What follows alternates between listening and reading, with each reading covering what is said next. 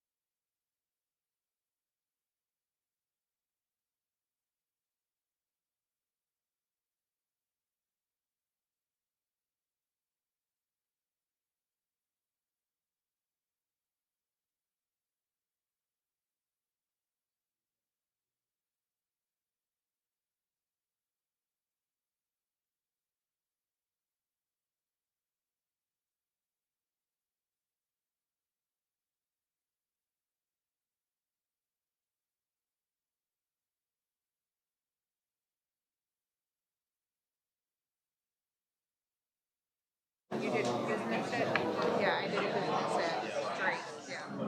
I thought after the military that I'd want to go to Iowa State, and then I toured it, and I'm like, it's too big. Like, I was too, when I learned.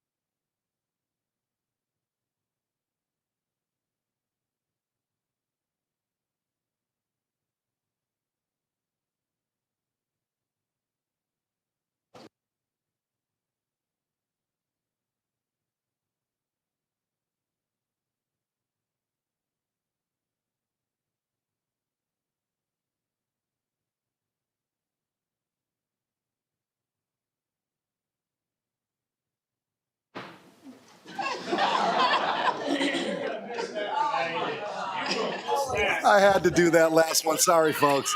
I'll call the January 5th meeting of the West Des Moines City Council to order and invite you all to stand and join us for the Pledge of Allegiance.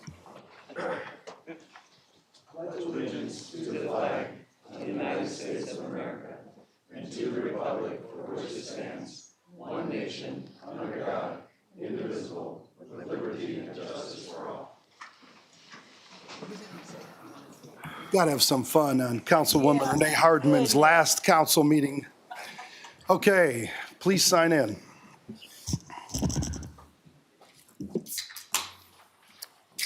Five members present. Ryan, have there been any changes to the agenda?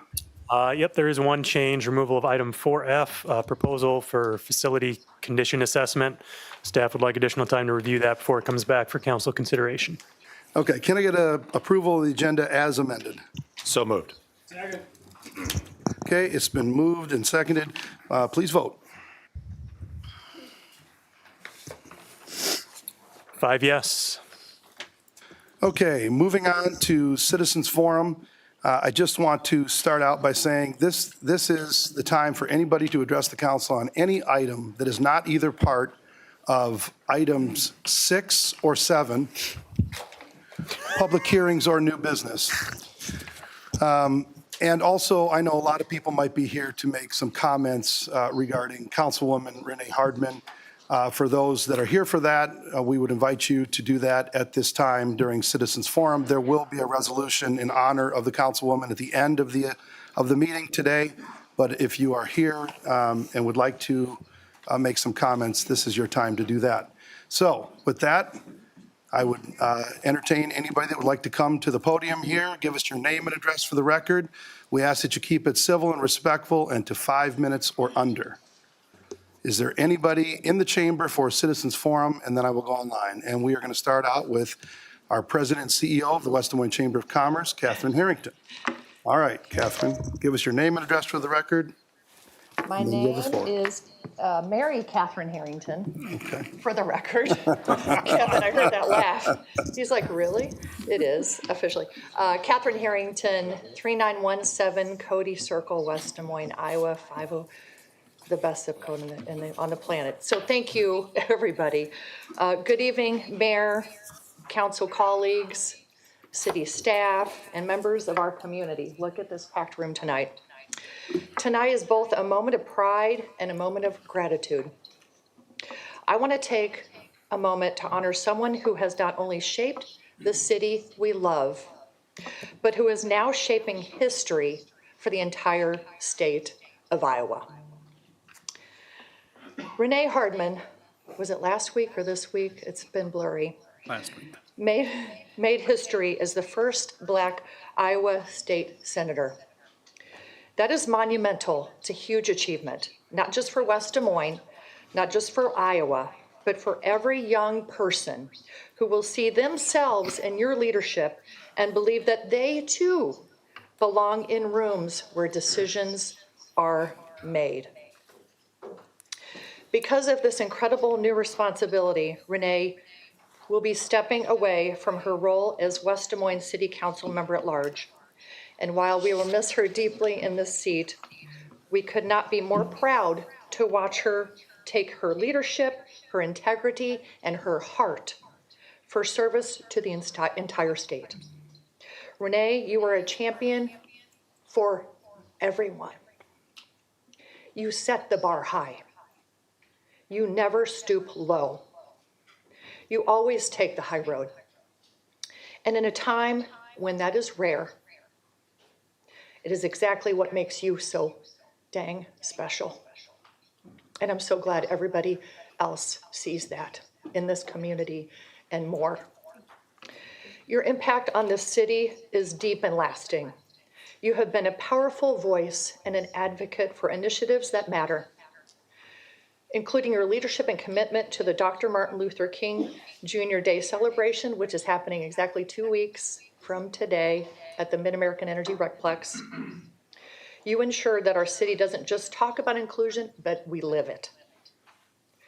You brought thoughtful, principled leadership to the West Des Moines Chamber of Commerce Board of Directors for many years, and you continue to shape the future as its first secretary and now treasurer of the West Des Moines Chamber of Commerce Foundation.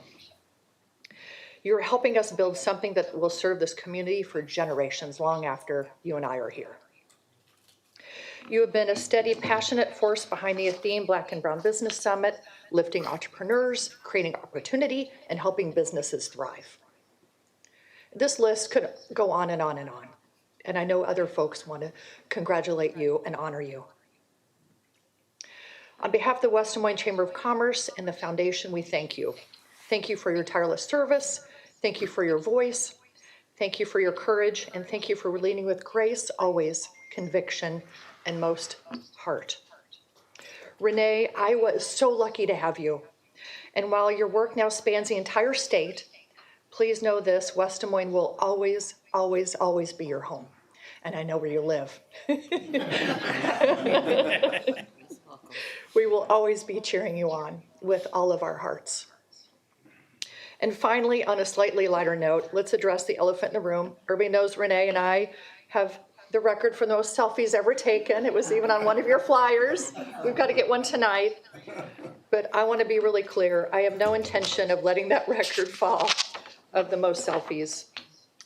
Renee, congratulations. We love you. We cannot wait to see all the incredible things you're going to do for our state and all of us. I want us all to applaud Renee Hardman, please.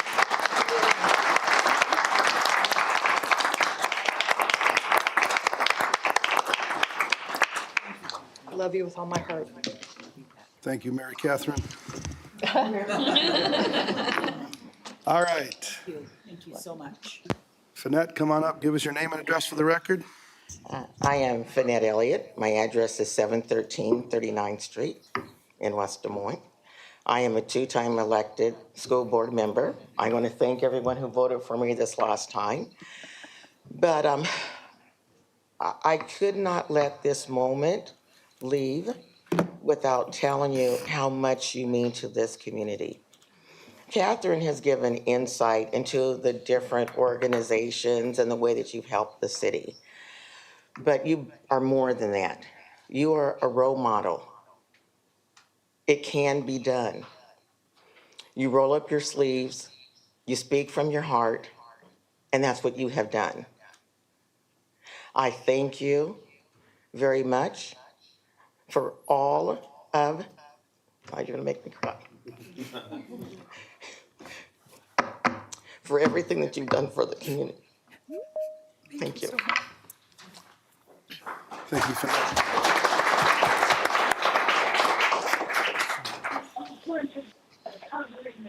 We normally don't allow clapping, but we're going to allow it tonight.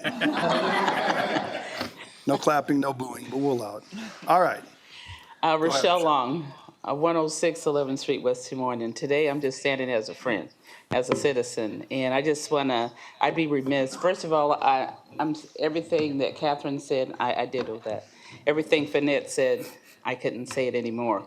But I just have to stand and say thank you so much for being an example for all of us. I remember when you campaigned the first time, you have stayed true to your campaign promise of being a voice for all people.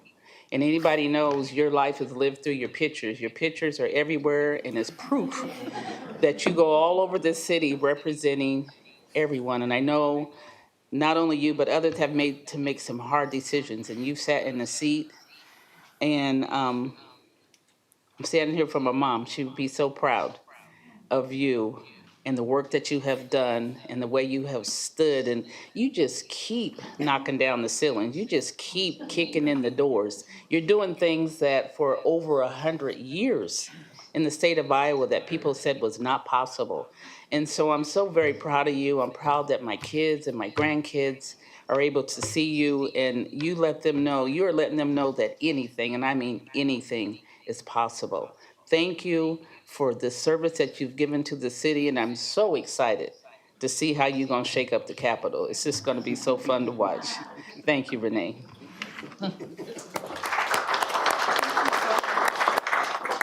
All right, Vicki, your name and address for the Yes, record. We got yes. Sister Act going on here. Look at that. Good evening. Dr. Vicki Long Hill, 136 10th Street. And I can't say any more than what's already been said. Rochelle took a lot of the words out of my mouth. That's family. We think the same. But I can say thank you so much for paving the way. Thank you for being that trailblazer. There's others that can come behind you with the fortitude and with the courage, knowing that they can do it too. And that's what you do. And I want to thank you so much for that. I can recall the day when you first started campaigning and you came to my mother's home. Mother and I was sitting there, and Mom always had this way of just, she looked straight ahead while you're talking or anything, and ask questions. And of course you said, you're the voice for the people. And Mom said, that's it. She's gonna make it, that's it. And she was more than proud of you and all the things that you did. To be the first African-American woman, Tom Mann was actually the first African-American, and he served in the Senate from 1983 to 1991. But for you to come and you had the courage, the fortitude, and most of all, I understand you had the grit to do what you said you was going to do. And most of all, you were confident in knowing, and that confidence just spread out all over. And it could be seen, it was your light. And so I want to thank you for letting your light shine with the city of Des Moines. I always call her the gem. Her and Renee and Audrey are gems. But you let your light shine, and you made a difference. And the courage you had to stand up in the midst of the change, you made a change. And although I am so very elated to see you move up into the Senate. I know you're going to do the same there. I laid at night and I talked to friends saying, what are we going to do? Renee is no longer on the city council. So you will be missed. You will be missed. And I want to thank you for just being a part of the community. And I know the community is your whole family. I can go on, I won't. But you drove up. I'll end by saying you drove up on the curb parking lot with your night house robe on when my mother passed. You drove up on the curb. Where's it at? What is? We're here. I thank you from the bottom of my heart. Thank you.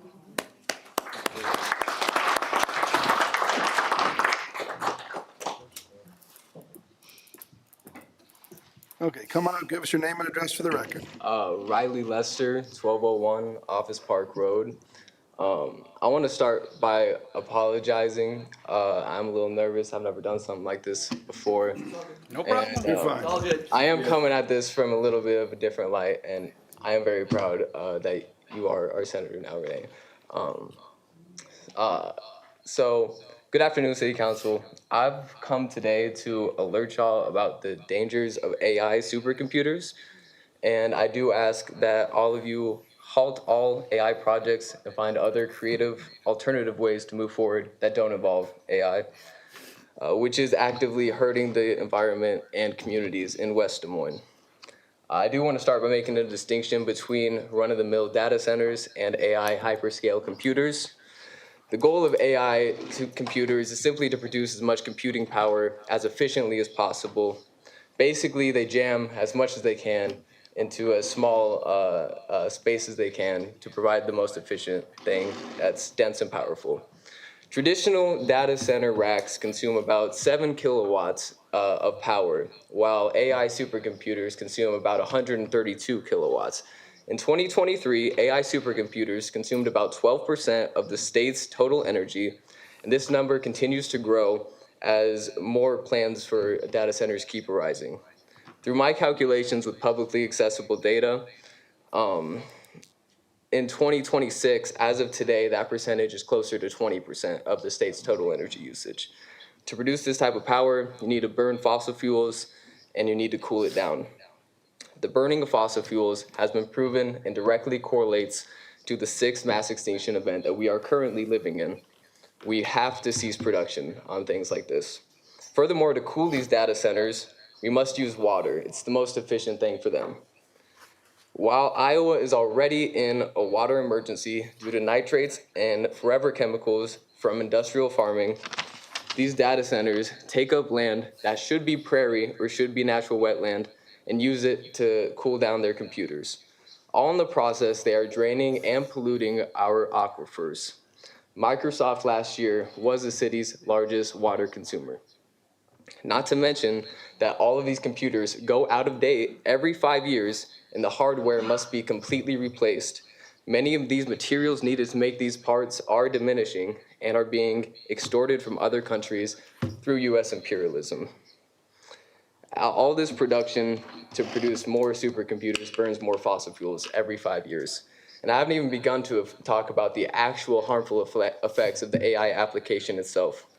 To start, people are currently using AI to undress pictures of young girls online, and AI is currently being used to produce porn with minors attached to it.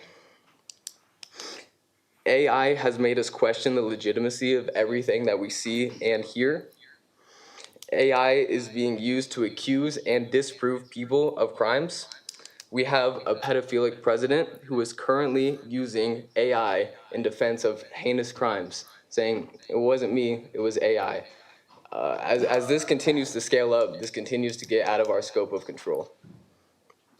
AI is in the hands of people in power that we don't know, and they can do anything they want with it, and it is killing the creative and artistic human spirit. We have a chance to stop this before it gets too big, but it takes all of us to coordinate a plan on how to move forward.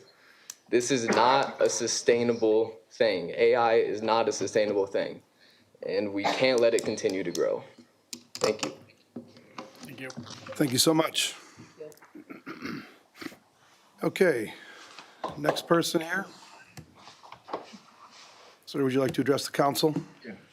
Okay, give us your name and address for the record, please. Yeah, my name is Cole, 1201 Office Park Road, and I am here to address concerns I have about Flock. I want to ask you guys, I'm sorry, could you tell me 1201 Office Park Road, is there an apartment number then?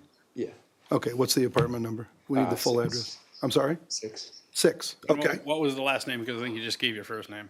Oh, Cole Stanford. Okay, Cole. Yeah, sorry, I'm also nervous as well. No, not a problem, not a problem. Out of curiosity, how many of you have heard of Flock or Flock Safety, the license plate readers?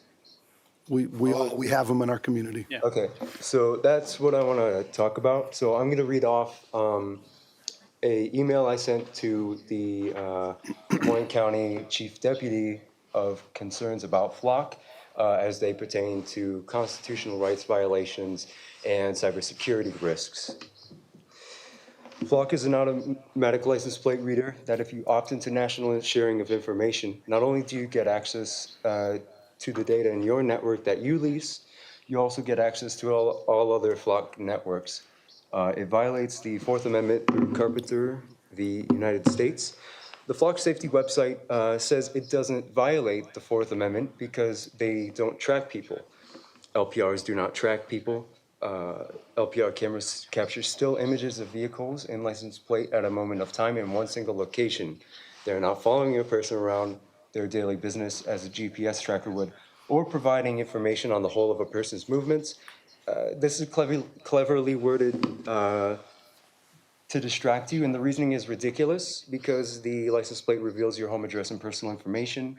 Not to mention, you don't need a warrant to use Flock, so that's warrantless surveillance. If you go to deflock.me,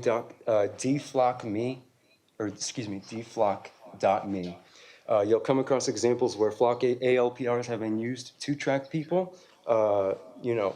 These examples are misuse, one of which was a Sedgwick police officer in Kansas who was stalking his ex-girlfriend and her new boyfriend for about 5 months.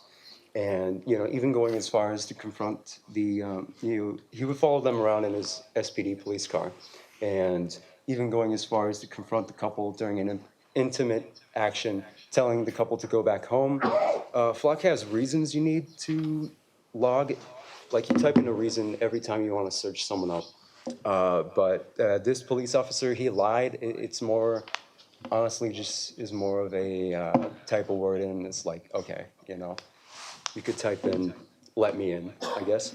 But he typed in suspicious missing child, drug investigation, drugs, narcotics investigation, suspicious activity, and all other ones. He ran his ex's tag 164 times and her new boyfriend's tag 64 times in a 5-month window. That amounts to like 1.3 times a day over a 5-month period. And so you have proof of Flock's tracking ability to the point where a Sedgwick police officer was able to stalk the couple for 5 months. So you may not have the precision of pinging a cell phone, but from what we can gather, you can track just fine using Flock. Also, Carpenter v. United States prohibits warrantless tracking, both actively and retroactively. Flock is retroactive locations tracking when the vehicle comes across Flock ALPR. Also, Flock says that they instituted a strong data ownership policy. What this boils down to is customers own their own data. But that's misleading because if you opt into national data sharing, not only do you get to access your network, but also every other network that opts in. We've seen issues of, if you go to DeflockMe, you'll find a Texas police officer stalking a woman out of state into the state above because she got an abortion. So we have that. And ICE has also accessed these ALPRs. Let's see, there was a town in Evanston, Illinois. They violated local codes when ICE used the ALPRs in Evanston, Illinois. So, but even if you opt out, according to the ACLU, Flock's default agreement with police departments gives the company the right to share data with federal and local agencies for investigative purposes, even if a local department chooses to restrict data to its own officers. And also as a result of the, in a contract with Flock. All right, if you could wrap it up, I'm sorry, I got to be fair with everyone, give everybody 5 minutes. So appreciate you being here. Is there one final thought you have for us? Yeah, sorry for taking so long. No, you're fine. I went on yesterday to the internet, went on showdown.io, and I was able to find at least 13 cameras without encrypted, I could access these cameras, and they weren't encrypted. They were all across the US, and any criminal can do so at any point in time. These cameras are not safe. Okay. People have hacked them in under 30 seconds, and Flock can do whatever they want with your data. If they want to sell it to All an right, insurance you company gotta- for a violation, Sir, you they can got to jack wrap up your it rates. up. I'm sorry. You got to wrap it up. I'm sorry. Tried to give you a final thought, but didn't realize it was going to be a minute. Okay. My name is Bo Gilbert, 1201 Office Park Road, apartment 6. Okay. You guys I'm a carpool veteran, together? and Carpool? yes, we're living together. I mean, All right. the economy's hard. and, I get it. I'm I Uber get it. driving and working 2 other jobs, and I still can't save any money. So I get yeah, I'm it. living with a lot of people. It doesn't really matter, but I'm a veteran, and for some reason, people care more, it seems, when I mention that. So I'm not going to give such a dynamic and scientific review as my 2 gentlemen back there, but I will tell you that we all know that it should be common knowledge, especially if anybody up here, that Iowa has some of the worst water quality in the United States, and it's got the highest raising cancer rate in the world. Not just the United States, the world. Our water is a direct correlation to this. And we know this. Even if you look it up on Google, they can't even, just look up Iowa's water quality. Just type in those 3 words under Google search. It'll tell you everything, some of the things that you need to know. It won't tell you about the pesticides, but it will tell you about Des Moines' largest nitrate removal facility in the world. It will tell you about how it still can't remove all the nitrates.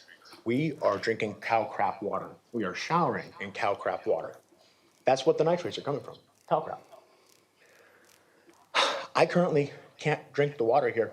I have to go drive to my friend's house in Ames because they have the best water in Iowa.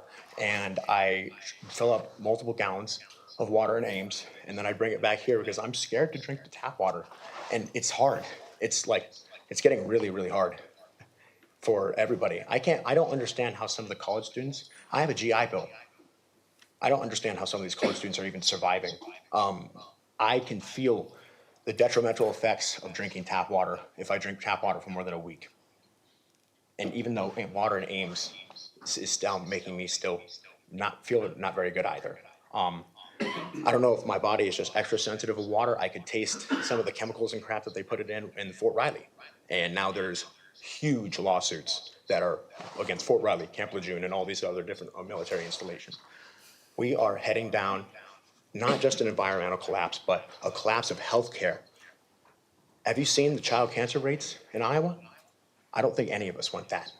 So I think I'm just going to end with, think about how bad our water already is, and think about how these data centers are only going to make it worse. Iowa can be an example of how humans do not need AI. Thank you so much. Thank you for being here. Appreciate it. Okay. Al, why don't you give us your name and address for the record? I'm walking up here, I'll break a table. My name is Al Womble, 818 Ashmore Circle. Many of you on the council know that I'm a giant history nerd. I've had many great discussions with my brother Greg over there. But it's one thing to read about history. It's one thing to watch History Channel. It's another thing to actually watch history being made. In 1942, a woman named Charity Adams, another strong black woman, became the first commissioned officer in the United States Army, and that happened right here in Iowa. I've had the privilege now to see history being made once again by another strong black woman, my sister, Renee Hardman. And I'll just simply add this one quote from Martin Luther King that makes me think a lot about Renee. A lot of us talk about the size of our automobiles.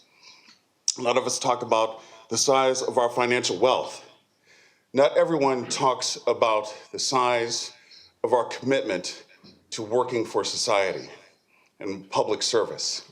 And Renee, you have shown us that in your 8 years on this city council. And I'll just end with this. It's one thing to read about history. It's another thing to see history being made. And Renee, you're one for the books.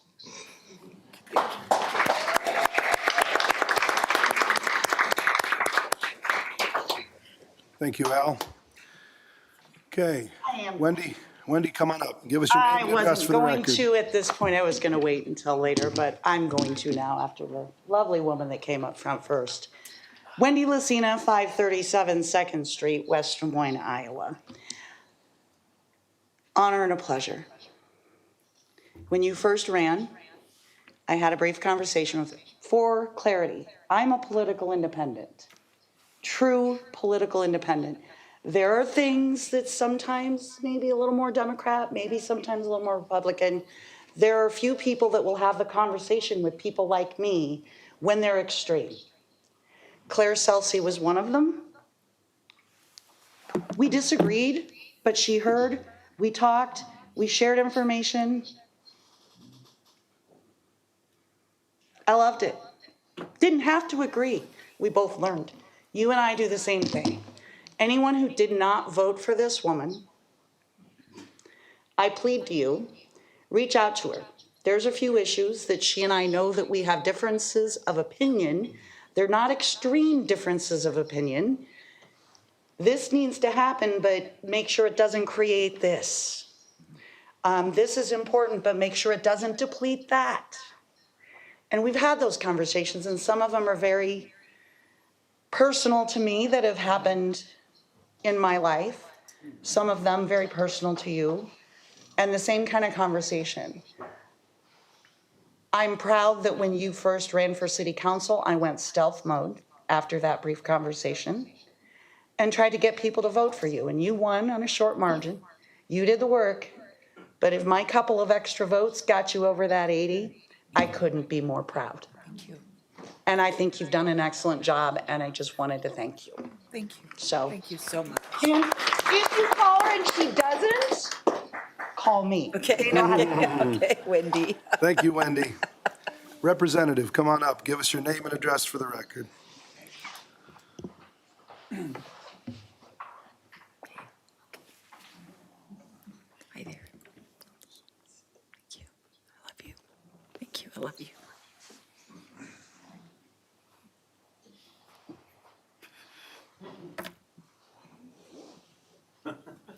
Oh my God, he's gonna.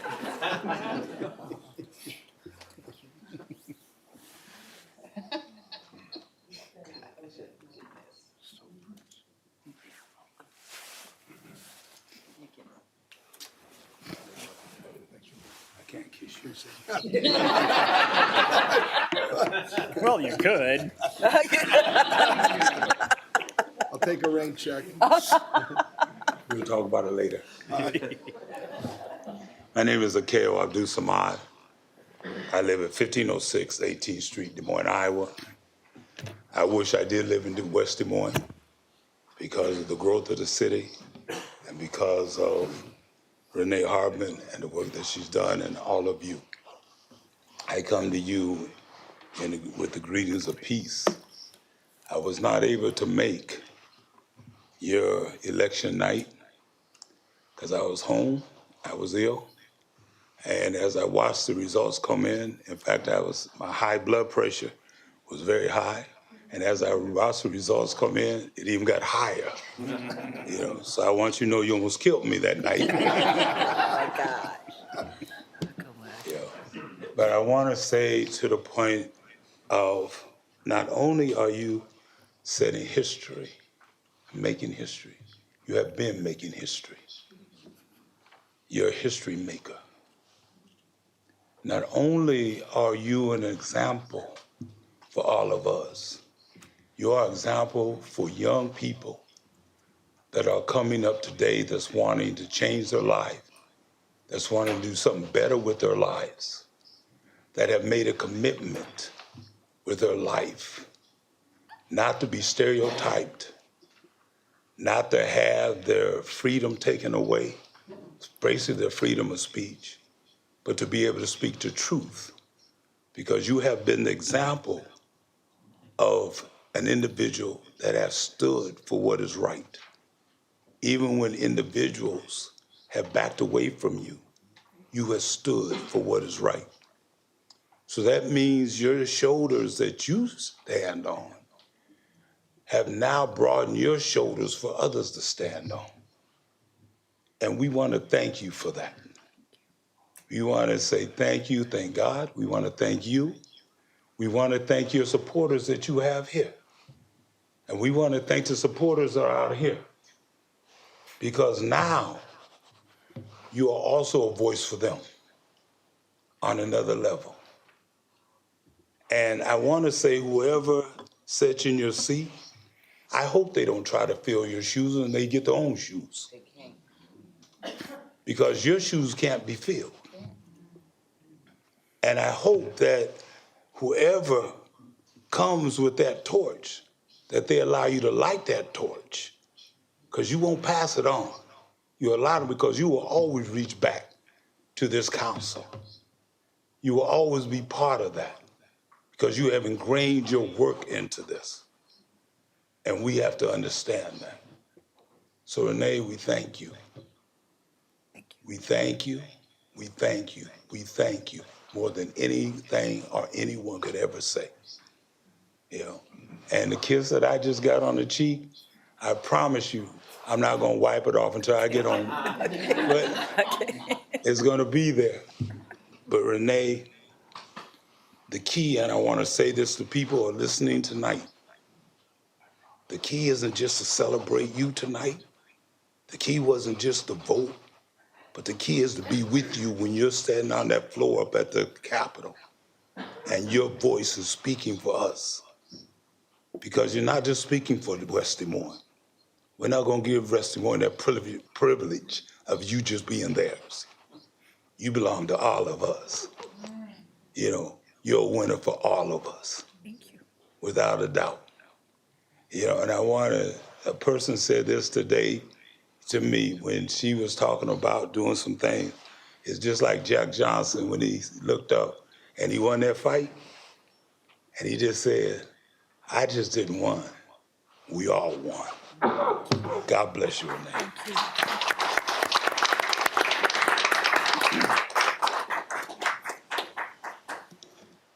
All right, come on up, give us your name and address for the record. Hello, I'm Holly Anderson. My address is 205 27th Street in West Des Moines. I want to say congratulations too. Thank you. We are really proud of you. I think West Des Moines as a city and whole, and Iowa. Thank you. But I was up here the last couple meetings I've been up here, and I just want to reiterate my point that I would like there to be a moratorium on the data centers, just to pause and reflect while we continue to gather data about what's needed for regulations to be safe for both the people and our environment.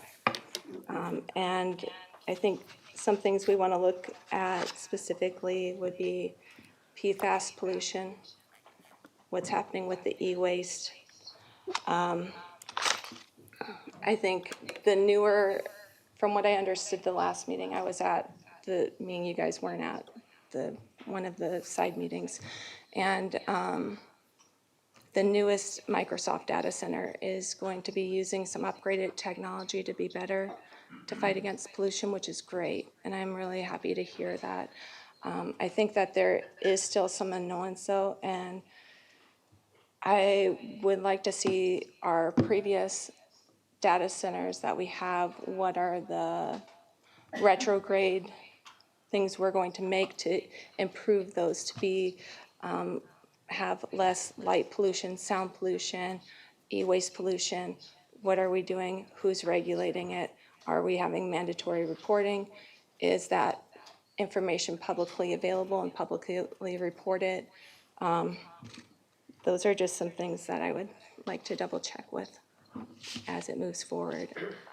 I'd also say that I have heard about the flock cameras too, being a security risk, especially for people who are targeted or being tracked or extorted. Those people flock cameras pose a significant risk to them. And so I want to make sure that we are, protecting our West Des Moines citizens in that way too. Thank you so much for being here. Appreciate it. Thank you. Dr. Salas, come on up. Give us your name and address for the record. Good evening, council members. My name is Rich Salas. I reside at 154 57th Court, West Des Moines, 50266. I'm here to thank Renee. I don't want to be repetitive. I know so many different people have come up and spoken from the heart about the gratitude they have for your leadership and the things that you've done. Personally, I just want to thank you, Renee, for always having my back. And I don't have to unfold any stories. I think you and I both know the challenges that we've had when it comes to advocating for diversity, equity, and inclusion. And so when you say something in that particular space, it means something to me. It means something to the community. It's action-filled. It's not performative. It's not just talk. You've always walked that talk. And for that, I'm so grateful. I know that we joke around a lot. You call me, brother from a different mother, and I do the same with you. But really, Renee, you are my sister. You are our sister, our leader. And you're going to continue to do great things in this next chapter of your life. Council members, I know that we've all learned lessons from each other, especially from Renee. I would challenge all of us, including myself, to put those ideas into practice and work collectively, regardless of party affiliation. I know that Mayor Trimble cares about his community. And I know that Matt, Councilmember McKinney, I don't know the rest of you on a personal basis, but I know both of these individuals. And I know that Renee worked closely with all of you. Let's continue to do that, to honor Renee and to honor our community. Thank you so much. God bless. Thank you. Thank you, Dr. Salas. Okay, come on up. Give us your name and address for the record. Good evening. My name is Yvette Muhammad. I'm at 1508 McCormick in Des Moines. And I'm here to give a very special thank you to Ms. Renee Hardman for your leadership and your example. You are a true motivator and an inspiration for anyone who has aspirations to make a difference. Your voice is very important and will go very far on the state level. Akeo is very right. You're doing more than making history. We're living in a point of history that is so very, very important. And I'm honored to be able to stand before you and thank you for your service. Your leadership has set a very high bar for those of us that aspire to be leaders as well. To walk in the path of your footsteps is amazing. And thank you so much for your dedication to this community and for doing this work.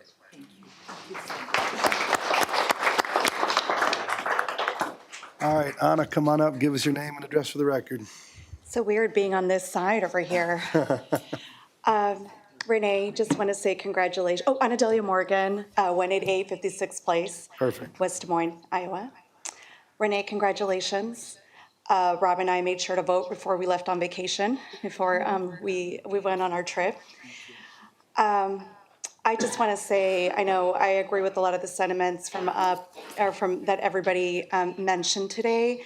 I want to say personally, thank you for uplifting others, myself and my husband, in the community. Thank you for giving that really encouraging words. I remember when I was running for office 4 years ago, how encouraging you were. You didn't even know me. But you just were so friendly, welcoming, and really made us feel like we belong. Thank you for making West Des Moines a great city that I've learned to love the last 9 years. Thank you for your service, and thank you all of you as well. So, thank you so much. Thank you.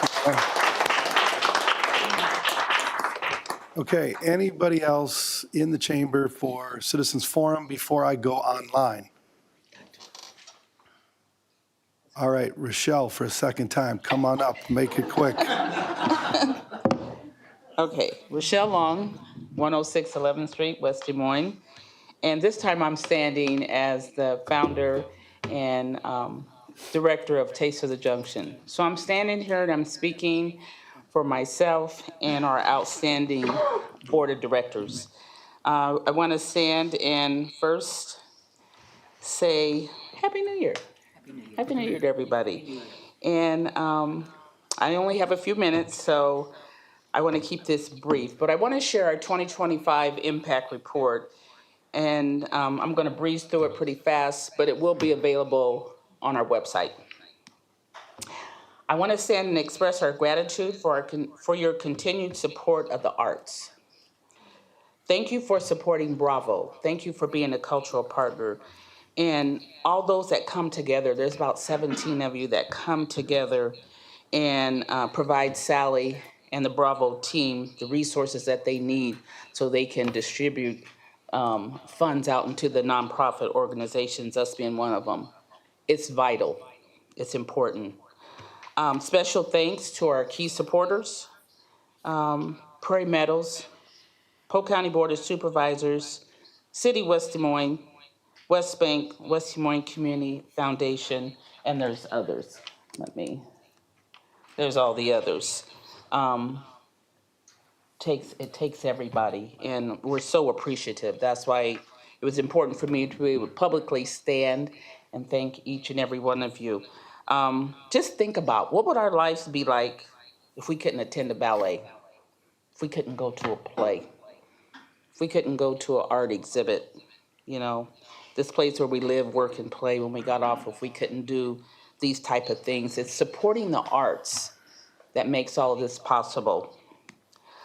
Last year, no question, the arts community was presented with challenges, but I think we all found a way in our own different ways to navigate and grow from the experiences.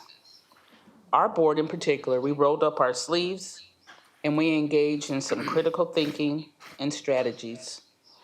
Our board chair, she asked us, how would we describe Taste of the Junction in 6 words?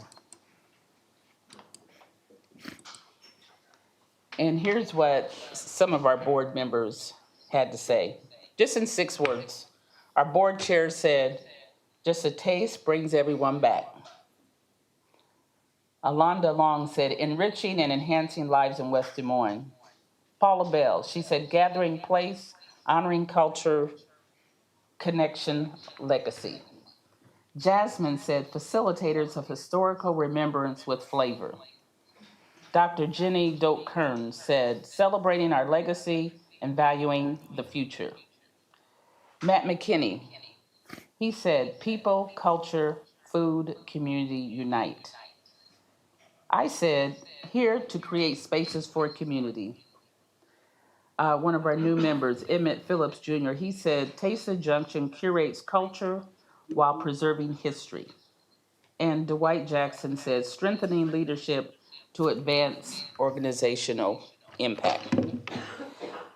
These were some of the things that came out of our strategic thinking and planning and how we were gonna go forward. So for us, it's all about growth.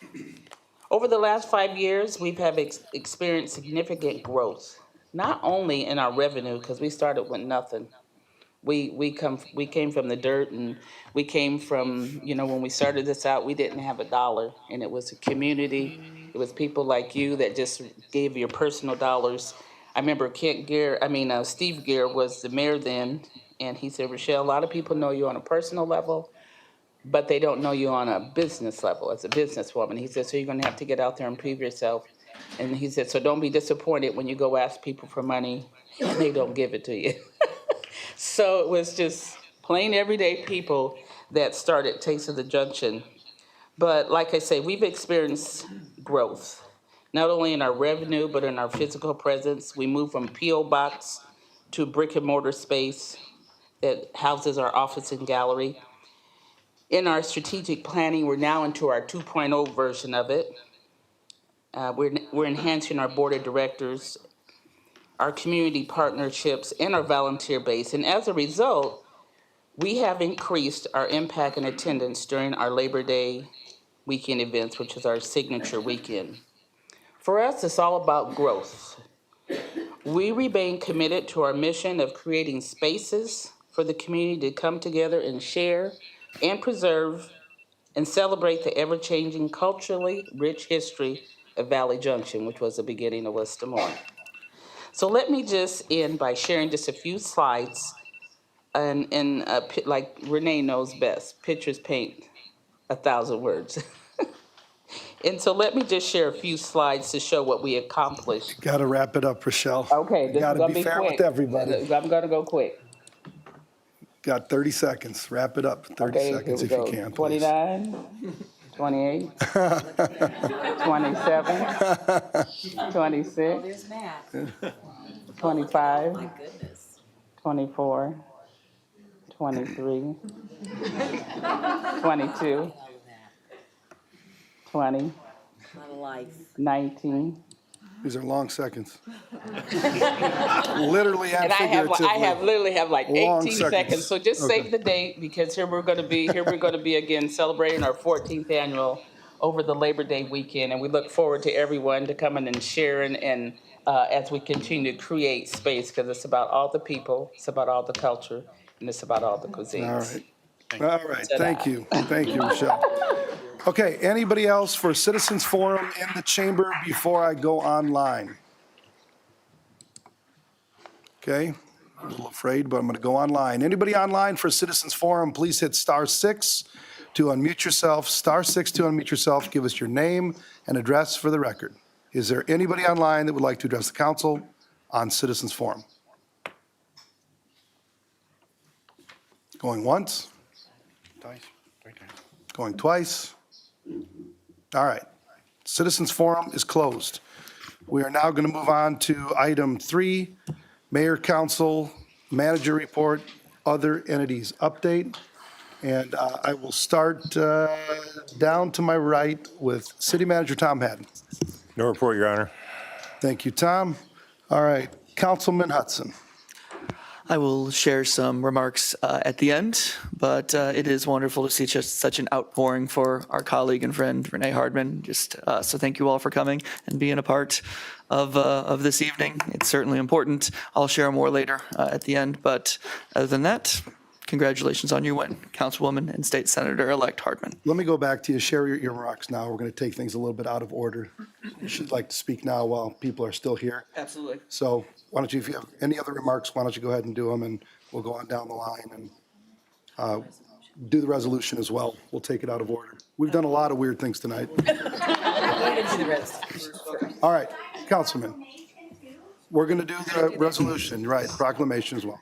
All right, Councilman. Okay, sure thing.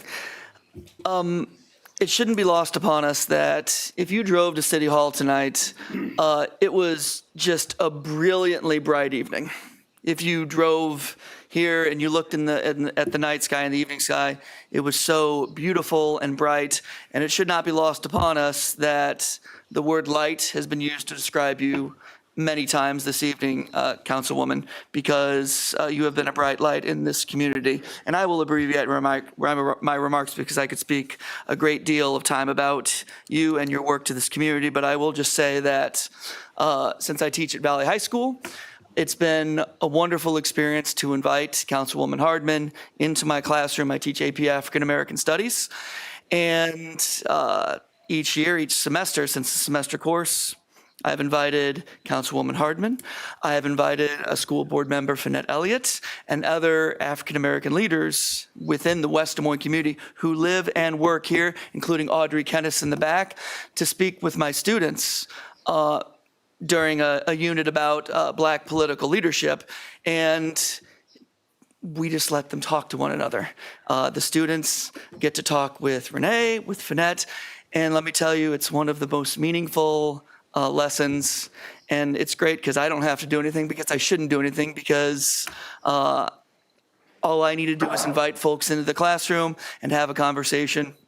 And when I see the students speak with you, and when I hear you speak with the students, it's such a strong connection. It's like a lightning bolt where sparks happen, in the sense that understandings are made, and the room is brighter. And so when you've been here at the dais for these last 8 years, I've only been here 6, but you have been a bright light to the entire city of West Des Moines. And that light doesn't end, that light grows. And that light grows, and your voice is going to be amplified at the state capitol. And so I just wanted to say, from the bottom of my heart, thank you. Thank you for all that you've taught me. Thank you for our conversations. Thank you for our work. West Des Moines, I told you a couple minutes before the meeting started, I think it's been a kick butt 8 years for the city of West Des Moines. And those last 8 years, you have been here. Yeah, we're all up here working hard. City staff is doing tremendous work. But at this exact moment, I wanted to say, from the bottom of my heart, Renee, thank you, and God bless. Councilman McKinney. Well, well said, Councilman Hudson, and Mayor, my remarks will just relate to our new state senator. So congratulations, Renee. So excited for you and proud of you. And I, like so many others, want to, from the bottom of my heart, thank you for your service to our community. There's no question. I'd be at a kid's soccer game or some other activity, and my phone would light up, and it'd be a photo of Renee at some event. And then the next night, I'd be out doing something, and here's another photo of Renee at another event. And nobody can question your participation and showing up and being involved. And that, a lot of people say half a life is showing up. You show up all the time, and we're grateful for the way you've shown up. And when I showed up here in the council chambers, it was a very warm welcome. And I know that the remainder of my colleagues certainly felt the same. And it was a foreign environment for me, right? And you embraced me and the approach that I brought to the dais with open arms, and I'm grateful for that. And I know you'll do the same up at the Capitol. I'll certainly miss you at development and planning. We've spent a lot of time together, hours sometimes. I think I probably got too far into the weeds for myself, let alone you. But I will certainly miss you on that committee. And I know that while you'll be downtown, we will be looking to talk to you quite a bit about what the impact of things are going to be here in West Des Moines. So, thanks for always not just documenting kind of the activities you were doing, but for the activities we were doing.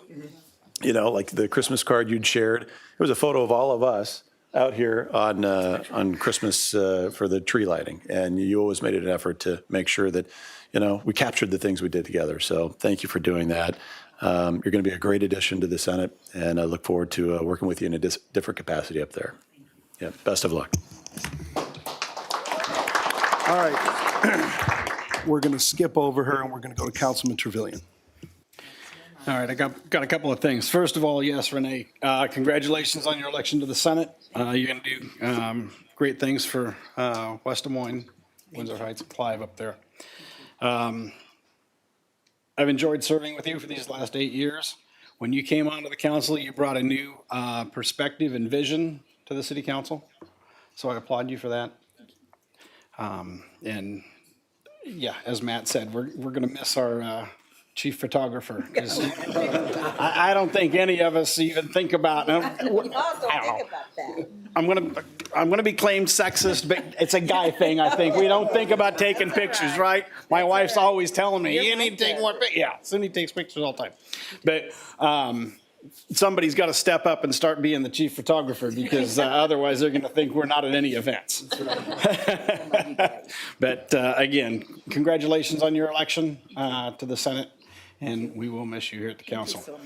Thank you so much. And I have been asked to read this. I received this email today from a resident who was unable to be at the city council meeting and also was not going to be able to participate even by phone. So I've been asked to read this. Dear City Council, I recently learned that Mr. Wiederstein has proposed the demolition of properties at 308, 312, and 316 4th Street. The unification of these properties into one, then the construction of a 12-plex apartment building. I would like to raise my voice in opposition of such use of these properties. 1, removal of these homes takes away from the stock of the much-needed single-family dwellings in Polk County, as well as West Des Moines. A few calls to area housing agencies have given me a number of between 32,000 and 42,000 unit shortage in the Des Moines metro area. Removal of these properties takes 3 more units out of much-needed single-family units and changes the structure of the surrounding neighborhood. 2, the properties are currently inhabited through the authority of the West Des Moines rental inspectors. Have these homes deteriorated this quickly to be deemed by the owner as uninhabitable? When was the last inspection of these units? If recently, an investigation needs to be started to see if questionable practices by the rental inspection department or the property owner have occurred. 3, 2 years ago, the city completed the study and recommendations for future construction in the Valley Junction business areas, transition zone of 4th and 6th Streets, the Railroad and 63rd Street Business District, and the industrial areas of Maple and the areas of 11th Street south of Railroad. These recommendations, as passed by the committee, were subsequently adopted by the City Council unanimously. In no place in the transition zone recommendations was anything like a multi-unit apartment complex such as proposed by Mr. Wiederstein allowed. Any construction in this area was to be family-style buildings with approved architectural details and building materials.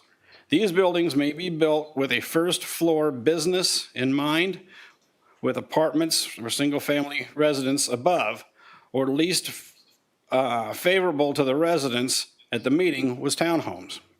After the tens of thousands of taxpayer dollars that have been spent on this committee, I think those recommendations should be followed to the letter. But I think the most irritating issue is the fact that those recommendations, as proposed by the Historic Valley Junction Committee and accepted by the City Council, have not yet been codified by the city. I've talked to my city council members and as well as the mayor, and have received unsatisfactory answers. I think it's absolutely disgraceful how the city has drugged their feet on this issue. 2 years after this committee and nothing is done.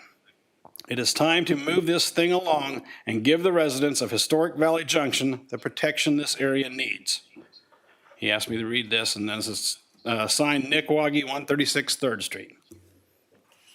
And I forwarded this on to Ryan Jacobson and asked him to include this as permanent record into the council meeting.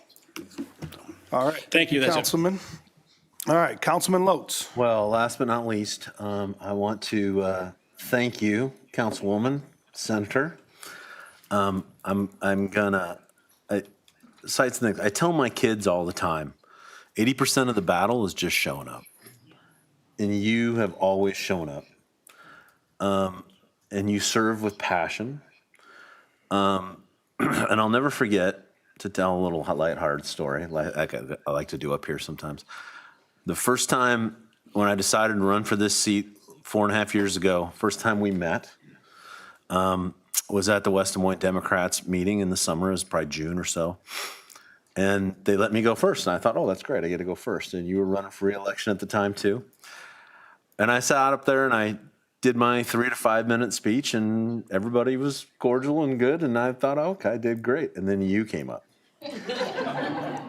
And you spoke with so much passion and so much, like, I was like, wow, I've got to step up my game. Big time. Step up my game. Anyway, after 4 years of serving with you, you've become more than a colleague, you're a friend, and I thank you for that. And when dumb things happen at the State House, I am going to call you just like Senator Celsey before you. So thank you. Thank you for your friendship. Yes. All right, not so fast. Renee, I had no idea who you were when you first ran, and I had no idea what to expect. I saw you sitting out in the audience here. I had no idea who you were.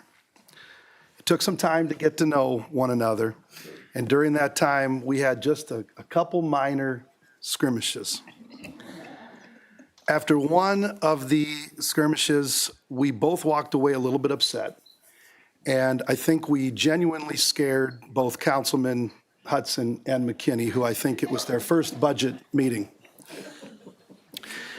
After that discussion, and with a little help of our good friend, Jennifer Hahn, I gained a deeper understanding of who you were as a person and where you were coming from. And I gained a deeper appreciation and understanding of the road you've traveled and continue to travel every single day. As a friend and a colleague, you've helped open my eyes to a deeper way of thinking about things from a perspective of someone whose shoes you may never, can't ever walk in. And for that, I'm extremely, extremely grateful. It has truly helped shape me and has helped me grow as a leader and as a human being.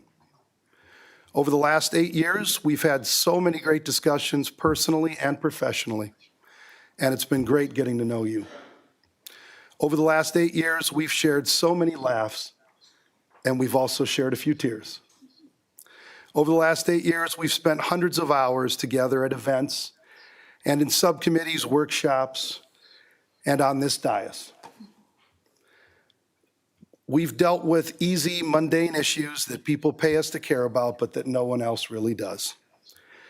And we've dealt with our fair share of controversial issues that people care deeply about, with people on both sides of the issue. In every one of these cases, we tried desperately to come up with a win-win. And in many cases, we were successful coming up with a reasonable compromise, but in some cases, a win-win wasn't possible. But in every case, you listened, you heard all sides of the issue, oftentimes doing additional work, taking or making phone calls, and often meeting with people where they were at to get a better understanding of who they were, where they were coming from, and what the issue was at hand.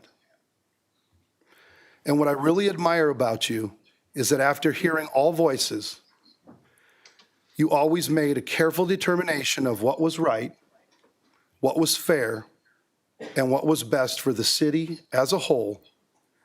And when you did that, no matter how difficult the vote was, given the people on the other side of the issue, you held firm, you held to your convictions, and you voted the way you felt was best for all. You never wavered. Together over the last 8 years, we cut taxes.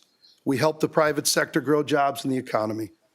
Together, we helped our businesses attract and retain the best and the brightest workers through adding, get ready for it, game-changing quality of life amenities and affordable housing.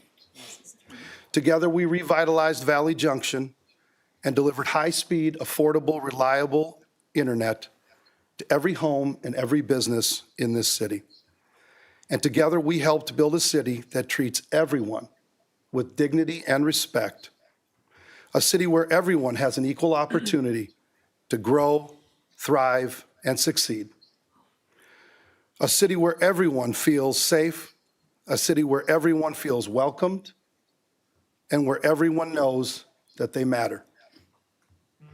We have accomplished so much over the last 8 years, and we've got so much to be proud of, and yet there's so much more left to do. While tonight I reluctantly accept your letter of resignation. I will be sad to see you go. You have been such a great friend and such an instrumental part of this incredible team. We will all miss you on this dais. Thank you from the bottom of my heart for your friendship and for your service to this city over the last 8 years. Thank you for your passion. Thank you for caring so deeply about this city, its staff, and its citizens. Thank you for listening to all voices before making a decision. Thank you for being firm in your convictions and for never wavering. Thank you for sharing your empathy for people and for always leading with your heart. Thank you for your big personality and your great sense of humor. Thank you for all the laughs and for the tears. Thank you for always being you. I think I speak for everyone in this room when I say we will all miss you. But for now, it's time for you to go up to the Golden Dome. And as you so often like to say, you need to go up there and you need to do you. You've done pretty well doing you over here. And I'm pretty sure that you will do really well doing you up there. Don't ever stop doing you, Renee. Doing you is what you do best and what we all expect. Congratulations, Councilwoman and Senator-elect Renee Hardman. Thank you for your friendship, camaraderie, commitment, and care over the last 8 years. God bless and good luck, my friend.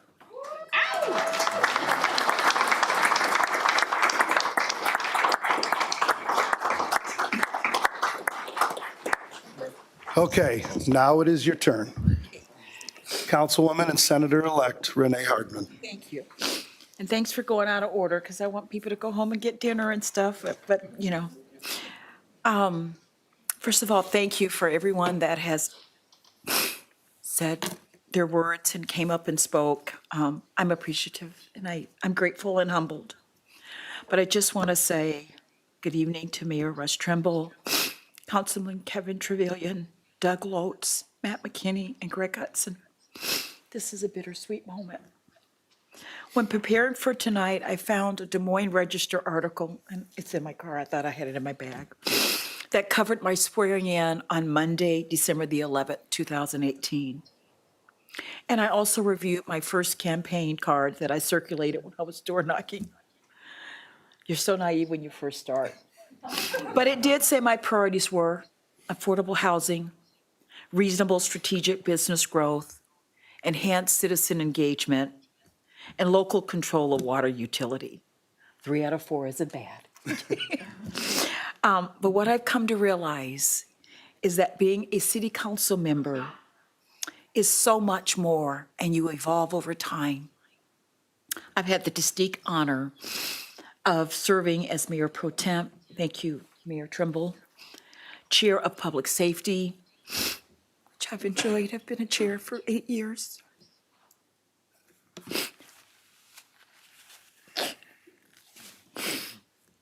On such committees as the Library, Human Rights, Planning and Development, West Des Moines Chamber and its foundation, and the Valley Junction Development Citizens Engagement Committee, which we served on for about almost 1.5 years, 2 years, and the Valley Junction Foundation. I have spent countless hours cutting ribbons, which I loved, and just being present to support our residents. A couple of my most proud memories was speaking to a group of men and women in fatigue uniform at Camp Dodge as they were moments from boarding a bus to go for training for a deployment out of the country to serve this country. And I got to see their faces, and it was an honor of my life to be able to thank them for what they're about to do. Also, the voting to name a street after the legendary Long family. After a long, long opportunity, it was an honor. I'm also grateful that we continue to support human services within this city, which is a place where people are treated with dignity, compassion, and care, which is what our citizens all deserve. I can't leave out the game changer, as Mayor always calls them, the Recplex and Top Golf and Raccoon River Park and Bridge, the Athene Raccoon River Park and Bridge, and so much more, the big and the small. But what this role calls for is the ability to see beyond self and make decisions for the good of the city. Put action into the words of service when you say you're a public servant. And more importantly, always remember that people matter, regardless of their bank account, what ward they live in, their religion, their culture, their race. They're all people at the end of the day, just like me and you. I've attempted to just meet people where they're at, trying to give them a voice and being a voice, regardless if we disagree on the outcomes, and there certainly have been some disagreement on outcomes. But as I close, because the hour is long, I just want to say a few thank yous that I'd like to first thank the citizens of this great city for electing me 3 times and trusting that I will make good on this gift. I've tried. I may have made some mistakes along the way, but my heart has been in it. Thank you, Tom Haddon, for being one of the best city managers anyone can ever ask for. I also call you a friend and thankful for what you have taught me along the way. As I began to approach running for city council, Tom Haddon was one of my first meetings. He kind of scared me off because he was talking about TIFs and urban development and all this stuff. I'm like, what? What does that mean? What are you saying? I don't know about all of that. Okay. But he equipped me with all the knowledge of what finances is all about, and he took the time. And when I was sick, he would call and ask, do I want to? Or if I couldn't drive because I had surgery, he would ask, do I need to pick you up? So it's beyond a job, Tom, it's a friendship, and I thank you for that. Even in your busy schedule, you're calling me. Thank you to all the elected officials that I share this dais with. I will miss each and every one of you, and many thanks for making me a part of your lives. I attended your family's graduations, and we are family. We're family, and you've opened your family to me. And I appreciate all that you've brought to this table to make a difference. Mia Russ, I've never met a person so passionate about the city, who breathes, lives, sleeps West Des Moines. He doesn't sleep much. Yeah, like Russ, I'm like, Russ is enough. Okay, we got this, okay? Even on vacation. Yeah, even on vacation. A person who accelerated my learning curve when I took this office and who has the deepest vision for this city. And I pray and hope that your momentum and your vision comes to light. Thank you for allowing me to be a part of your family as well. Finally, the most heartfelt thank you goes to the employees of West Des Moines. As I look in the room, I want you guys to look behind you. These are the people that make it happen. Yes, I have never met a finer group of people who care and make each and every one of us look good and our jobs easier. It has been an honor to be your advocate, curious cheerleader, and one that respects who you are and what you do. I will miss you dearly. I did tell Mike, firefighter Mike, that I better get invited to the annual pancake breakfast because I want to support you guys and flip pancakes together. So there's a season for everything.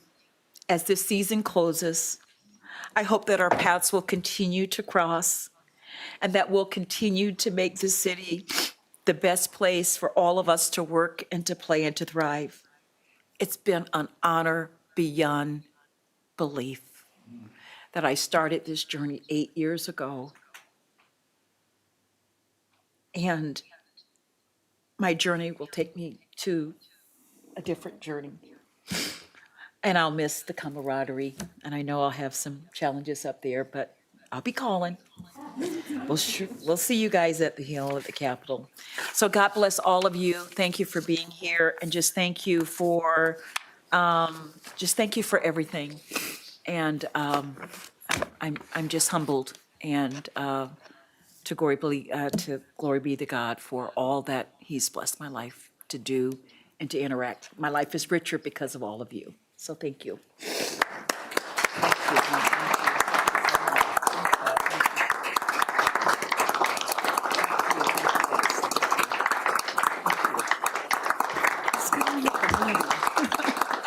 Thank you. Now let's get on with the. With that, Ryan, can we skip ahead in the agenda and go to item, is it 9A, 9B? Yes, Mayor, you can take it out of order. We can Okay. do 9B now. We're going to go out of order. We're doing a lot of weird things tonight. Yeah. All right. Item 9A, we've got a resolution of appreciation for Councilmember Renee Hardman. Does somebody want to? Motion to approve. Okay, it's been moved. Is there a second? Okay. And with that, I will read.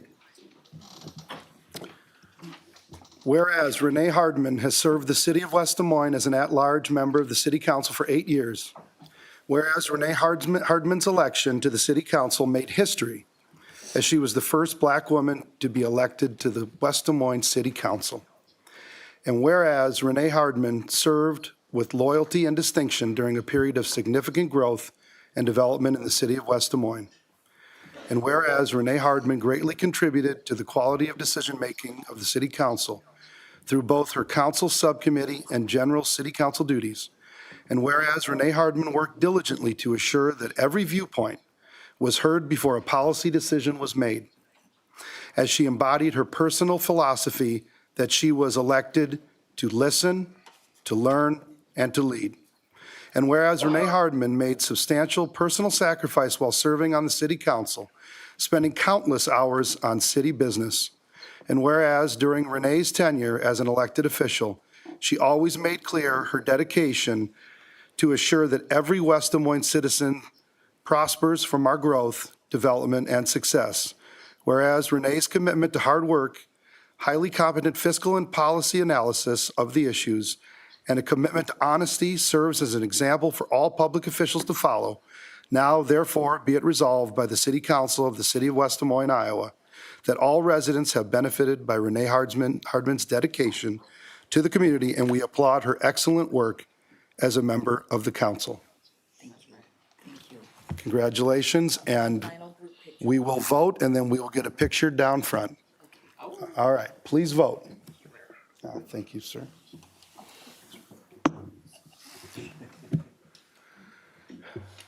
You got to vote for your own. I'm just going to vote no. All right, all right, 5 yes. all right. And with that, let's get a group picture down front. Yeah, yeah.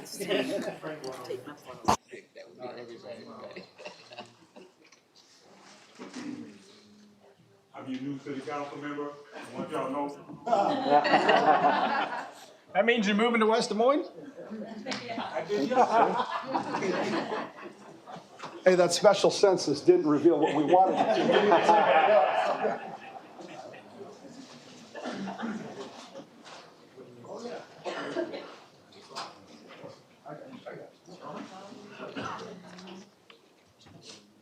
Anybody would like to come up and be a part of the picture? Everybody.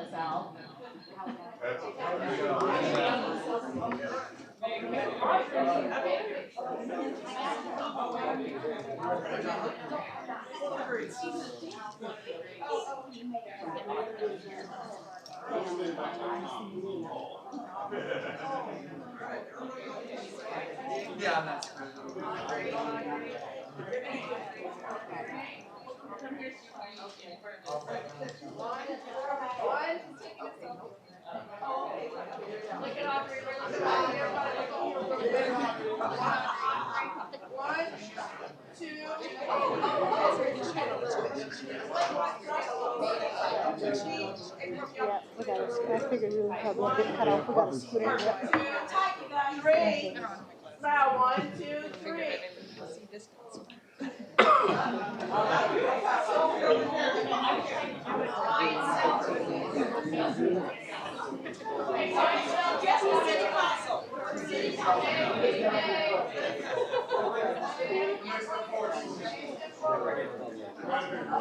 Thank goodness, but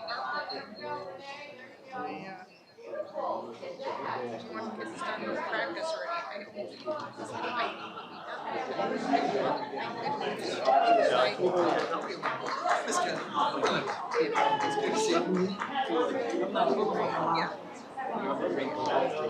Really happy the person from practice and also bring him like that. I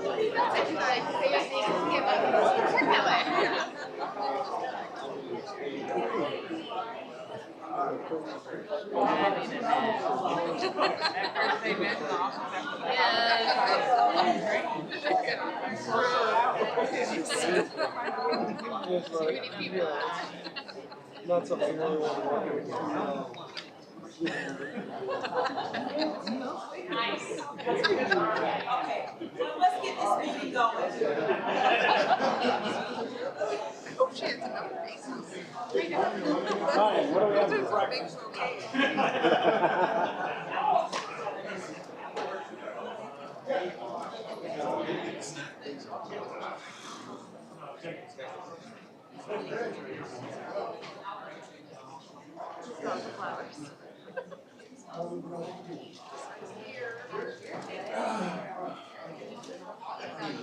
My son.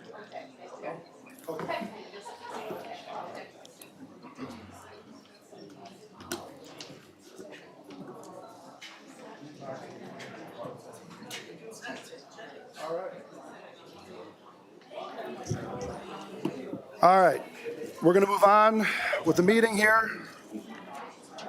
Item 4,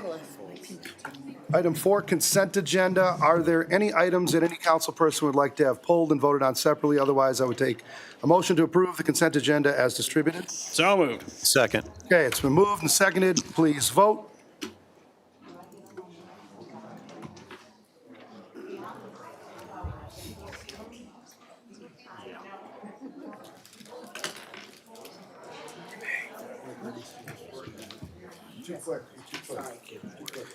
Five yes. Okay, moving on to item 5, old business, item 5. Russ, I believe we have some folks for the Martin Luther King proclamation. No, yes. Oh, nobody ever pulled it. Nobody pulled it. Yeah, I got it. Yes. We can still do the, you can read it and we can do the photo. Okay. All right. We're gonna do the proclamation honoring Martin Luther King Jr. Day. And for anybody following along in your programs at home, this is item 402.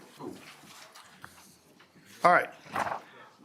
Can I get a motion to approve? No motion. We already approved it. Okay. So it's taken care of. You can just read it and then. All right. Whereas Dr. Martin Luther King Jr. devoted his life to advancing equality, justice, and opportunity for all, challenging everyone to participate in the never-ending work of building a beloved community. And whereas, despite his untimely death, Dr. King's teachings continue to guide us in addressing perennial challenges in our communities. And whereas, we are forever indebted to him for his sacrifice So we honor his life each year by recognizing the profound impact he had locally and globally. And whereas millions of Americans have been inspired by the work of Dr. Martin Luther King Jr. to challenge injustice, serve with compassion, and center the lives of those most underserved, and whereas each of us has a responsibility to improve our community with increased access and opportunity for all residents, and whereas the King Holiday and Service Act, enacted in 1994, is one of only 2 federal holidays commemorated as a National Day of Service and offers an opportunity for individuals to give back to their communities through collective action. And whereas I encourage West Des Moines residents to make it a day on, not a day off, by volunteering with agencies like Meals from the Heartland or throughout the year with our Human Services Department to help feed our most food insecure residents. Now, therefore, I, Russ Trimble, Mayor of the City of West Des Moines, Iowa, do hereby proclaim January 19th, 2026, Martin Luther King Jr. Day, as a day of service in West Des Moines, and call upon the community to pay tribute to the life and works of Dr. Martin Luther King Jr. today and throughout the year. And with that, people that are here for this proclamation, if you can meet us down front, we'll get one more picture, and then we will move forward with the rest of the agenda.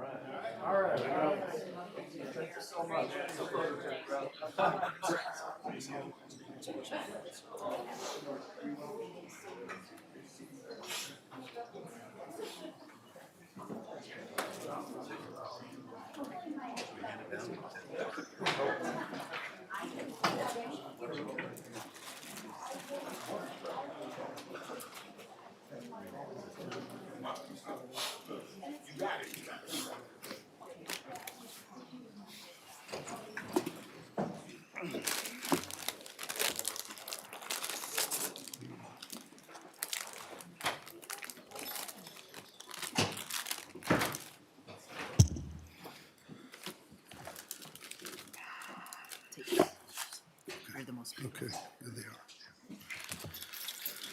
are. Okay, Ryan, thank you for keeping us on the straight and narrow tonight. Appreciate you. Absolutely. Now we'll move on to item 5, old business, item 5A, ordinance amend Title 9 zoning to modify regulations pertaining to uncovered decks in the front yard. City initiated. We've got an ordinance amendment for approval of the second reading, waiver of the third reading, and adoption of final form. There are no outstanding issues and no changes from the previous reading, which was adopted unanimously by the council at our last meeting. Move consideration, second reading. Second. All right, it's been moved and seconded. Is there any discussion? All right, please vote.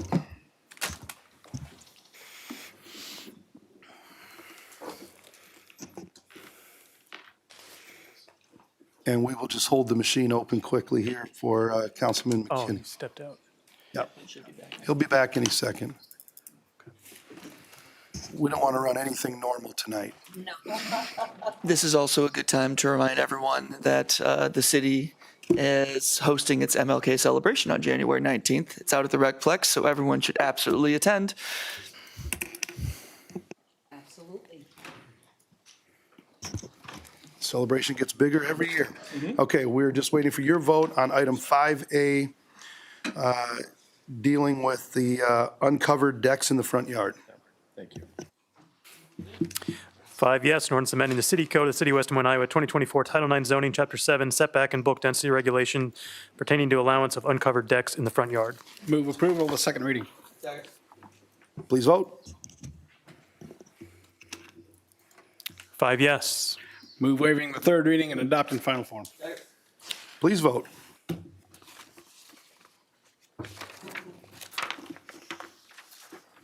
5 yes. Okay, item 5B, ordinance amendment, Title 9 zoning to modify regulations pertaining to SIC 58, eating and drinking places in the Professional Commerce Parks zoning district, Serenity Couture, Salon and Spa. We've got an ordinance amendment for approval, second reading, waiver the third, adoption in final form. There are no outstanding issues and no changes from the previous reading, which was adopted unanimously by the council at the last meeting. Move consideration of the second reading. Okay, it's moved and seconded. Is there any discussion? Okay, hearing none, please vote. 5 yes. North amend the City Code of the City of West Des Moines, Iowa, 2024, Title 9 zoning, Chapter 6, Commercial Office and Industrial Zoning District pertaining to the allowance of bar, restaurant, Class 2, and bar no drive-through as a permitted and permitted conditional use in the Professional Commerce Park zoning district. Move approval of the second reading. Second. Okay, please vote. 5 yes. Move to waive the third reading and adopt in final form. Second. Please vote. 5 yes. Okay, item 5C, Global Aviation vacate 172 square feet of South 78th Street right-of-way, Shojat Properties. We've got an ordinance for approval, the second reading, waiver the third reading, adoption of final form. There are no outstanding issues and no changes from the previous reading, which was adopted unanimously by the council at our last meeting. Move consideration of the second reading. Second. Okay, it's been moved and seconded. Is there any discussion? Okay, please vote. 5 yes. An ordinance vacating 172 square feet of right-of-way of South 78th Street. Move approval of second reading. Second. Okay, please vote. 5 yes. Move adoption of third reading and to final form. Second. Second reading. Okay, waiver third reading, adopt in final form. Please vote. 5 yes. Okay, item 5D, approval of traffic code amendment, special stops required, South 34th Court and Park Haven Drive, South 43rd Street and Timberwood Drive, South 56th Street and Southwest Lake Ridge Drive. We have got an ordinance amendment for approval of the second reading, waiver the third reading, adoption of final form. There are no outstanding issues and no changes from the previous reading, which was adopted unanimously by the council at our last meeting. Move consideration of the second reading. Second. Okay, it's moved and seconded. Is there any discussion? Anything to get the mayor to slow down in his neighborhood? Let's put this stop sign Absolutely. in. Yeah. Well, I feel bad. It's going in my neighbor's yard, and I don't think he's pleased with it, but it's all about safety. All right, please vote.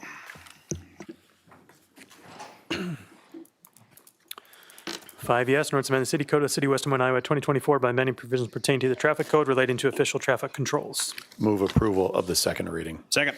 Okay, please vote. 5 yes. Move to waive the third reading and adopt in final form. Second. Please vote.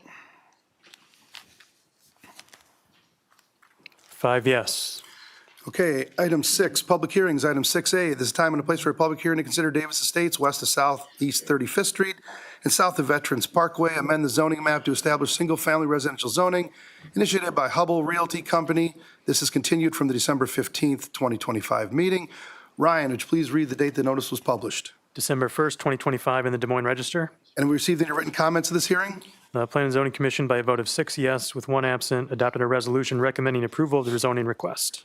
Okay, anybody in the audience would like to address the council on item 6A, please come to the podium here, give us your name and address for the record. Anybody online, hit *6 to unmute yourself and do the same.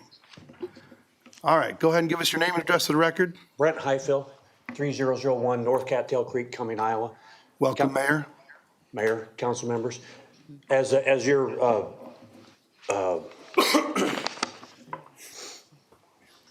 excuse me.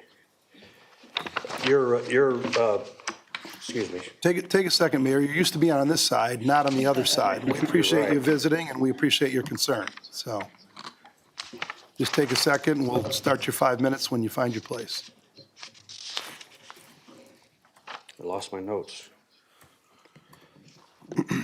The comprehensive plan in West Des Moines and Cumming, which butts up against the recommended area, are both right now currently zoned or recommended as single family. We highly encourage you to continue as single family as well. The multifamily could create some extra problems with the traffic. South 35th Street, when you enter coming from West Des Moines, is a seal coat road. Right now it's on our CIP plan. Hopefully within 2 to 3 years we can get that done, but that's not solid in stone. Also, the school districts, we're concerned about the school districts. If the school district are aware of the onslaught of houses coming on there. And if this does pass, I would like to recommend that we work as a city with your city and also Hubbell Realty to slow down the traffic and to control the traffic entering into our cities as we move forward into that. Okay. Thank you. Mayor, we appreciate your concern. Yeah. We've taken it seriously, staff has taken it seriously, and we have worked out something with Hubbell where we've got an option here to approve this, I believe, in a different format than I think it was approved through planning and zoning. So we will take a look at that. The council will definitely consider that. Thank you. Yeah. Okay, Thank you, Mayor. come on up, give us your name and address for the record. Hello, my name is Joe Wood. I live at 3424 North Fernwood Drive. I actually have two speaking points. The first one is the 135 acres, and then we'll have an opportunity to speak on the other one, I believe. So. Yes, correct. Okay. Yeah, so I'm here to express my concerns on the Davis Estates and the zoning change to R1 on the approximately 135 acres. During the previous P&Z meeting, my neighbor, Mike Billingsley, brought his concern up about the wetlands north of his house.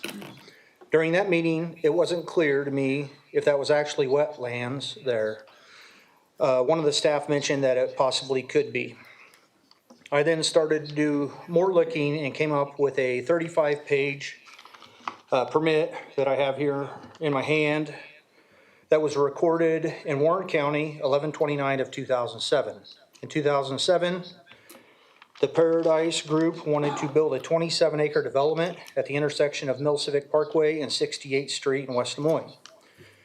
This property had a 1.5 acre of wetlands that was going to need to be removed and relocated before they could move forward with their development. I believe that's where the Kohl's is at now and a lot of other establishments. In this permit here that I have from the Army Corps of Engineer, the Paradise Group requests that the ground that they're going to purchase from a company called Davis Estates relocates the wetlands to another property that Davis Estates owns on 35th Street in West Des Moines. This new site is called Davis Estates Wetland Mitigation Site.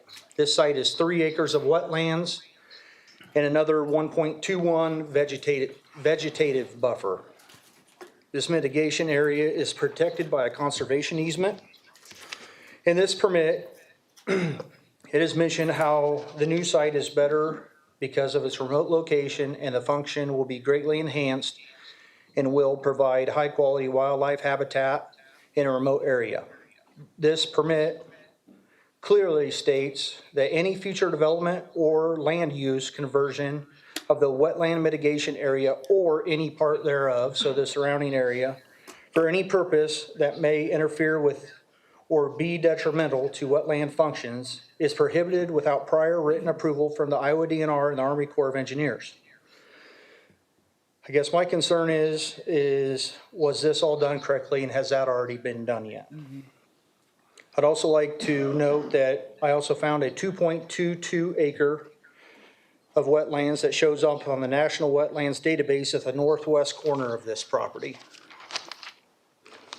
I'd also ask that you would take a look at that 2.22 acres that is up there in that corner while moving forward with this development.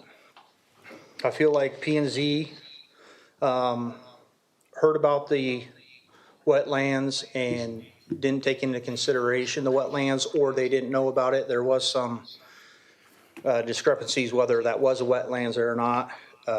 This shows that there clearly is. I think they should have done more due diligence. Should Army Corps of Engineers and the Iowa DNR approve this before moving forward with the R1 zoning?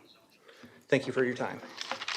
Thank you so much. And maybe we'll have staff come up and address this after I close public hearing. But my understanding in the notes that we have here is that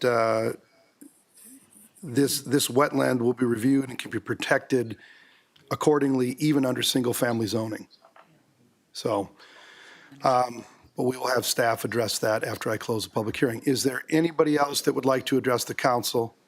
All right, Caleb, come on up. Give us your name and address for the record. Good evening. Caleb Smith with Hubble Realty Company, 6900 Westtown Parkway here in West Des Moines. So we've got two things here, so I'm going to focus on the single family at this point in time. The comprehensive plan clearly states that this area is supposed to be single family, so I think the zoning use here makes sense. But specifics to the wetlands, we're in the process of evaluating this. So as we go through the development process, there's a kind of a multi-parallel process we go through. One thing is we got to make sure we can do what we want to do from a land use perspective. That's what we're here for tonight. We're also continuing to do our due diligence on this side to understand the wetlands. We've contacted the Corps, we've contacted NRCS, we've contacted all the folks that we could think of that would control this. None of them have expressed any concerns with this at this location. This document is not something that our title search has done, so we'll continue to do our due diligence on this as we work through it. But this approval of single family is critical to our process to decide if we're going to close on the ground here later on this spring. So again, would sure appreciate a positive vote of support here so we continue through that process to figure out if we can make something happen here in West Des Moines. Thank you so much. Anybody else that would like to address the council on item 6A?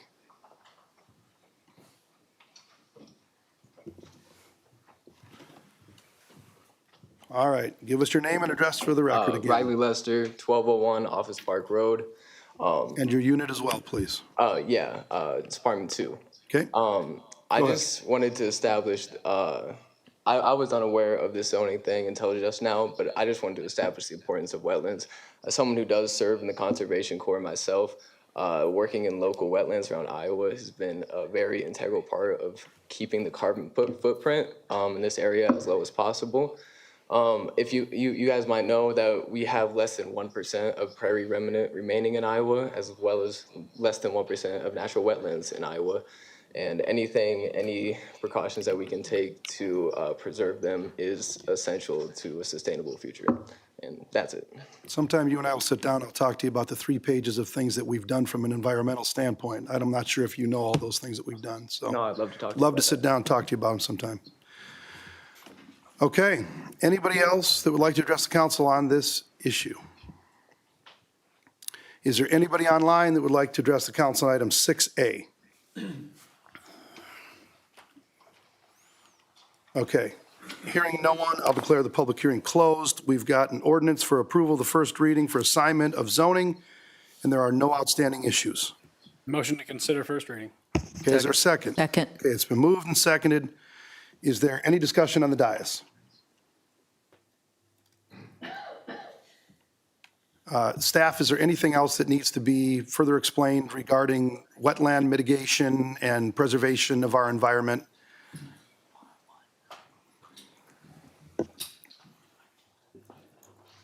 Lynn Tweet, Director of Development Services. As Caleb pointed out, this is just the first step to establish the zoning on the property. As part of the platting and stormwater management procedures, they will be looking at the wetlands and trying to figure out what needs to be done, what should be protected, what are the proper permits that need to be obtained. So that is all things that are yet to come in the process. Okay, Councilman. Yeah, Lynn, what, I'm thinking more, maybe it kind of also relates to the next item that's up. But in terms of the comprehensive plan, what is the current comprehensive plan color here? It is yellow detached residential. Okay.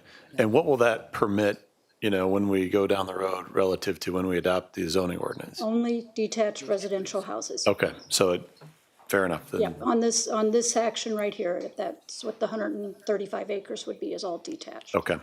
And the reason I ask is I know when we adopted the comp plan, there was a whole lot of concept about, flexibility on what can be done in different areas. And I just didn't know exactly what it was here. Thank you. Okay, thank you, Lynn. Any other discussion? I'm sorry, no, I'm sorry, public hearing is closed, and so that portion is over. Any other discussion on the dais before we vote? Okay, with that, please vote.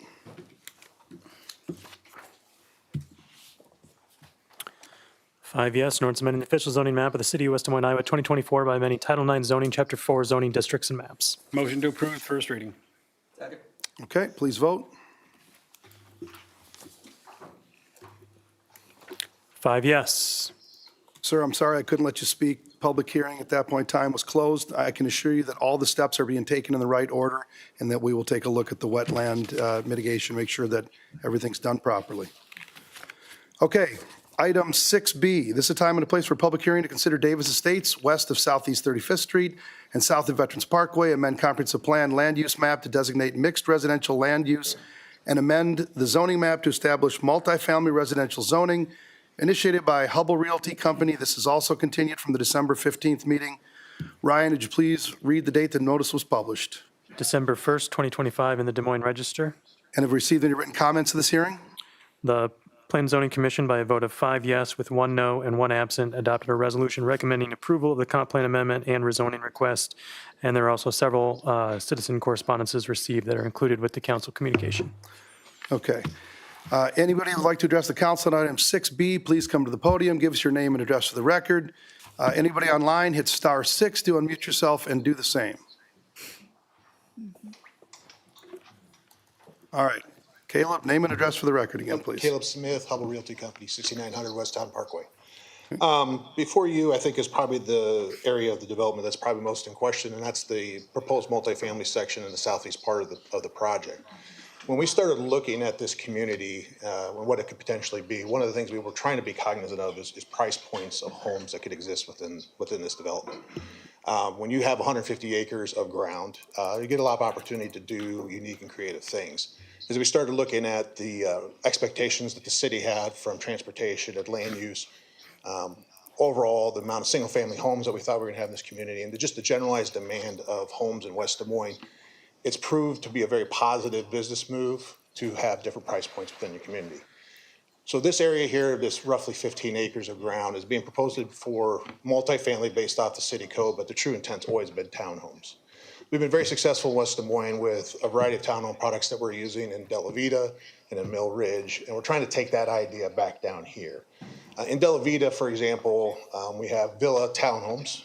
Outsides are all taken care of, but they're detached homes. These are backing up. Immediately behind them is single-family residential. So from a price point perspective, you've got villa units that can get up to $500,000. You've got single-family homes on the other side that are 500 plus. We've seen no issues with compatibility or uses or sales in that area. So as we looked at this parcel and appreciate tabling it last time, taking some time with staff to revisit how maybe we can look at this a little differently, we've made some changes to what we'd like to see here. Originally, we had proposed to do this as RM12, which will allow up to 12 units per acre. After we continue to work through this and refine our concept, we've agreed to reduce that down to RM9, which does a couple of things. One, it really does kind of push more into the townhome sector of what could potentially be developed there. Secondly, we're also proposing that everything along the south border of this would be villa townhome units.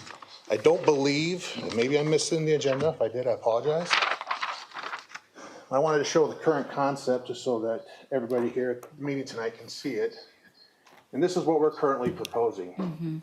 Along the north side, we've got attached units. This is very similar to what we built in De La Vida in the southwest part there of that development. We also have that approved for Mill Ridge. Inside, you get some more of what we call our Lacona plans. We're showing some bi-attached units here. And then on the south end, these are the detached villas that we've talked about. We've had a lot of success in a lot of other communities. The change that's been made is that we had some other attached units here, and we're proposing to keep those as villas all the way along the south border. The unique piece of this area is to keep in mind is we have high pressure gas lines that run through the south side of this. It's about 70 foot in width of easement that's going to be there in perpetuity. So as we think about the proximity of these units to existing folks to the southeast and of the south, you not only have 120 foot of right of way, which is South 35th, you also have 70 foot of easement and buffers and easements. You start to get to be around 200 feet away from another house. I think it's important to remember that that distance is going to be fairly significant as you consider this land use. At this point in time, this is our plan. We plan on developing these units.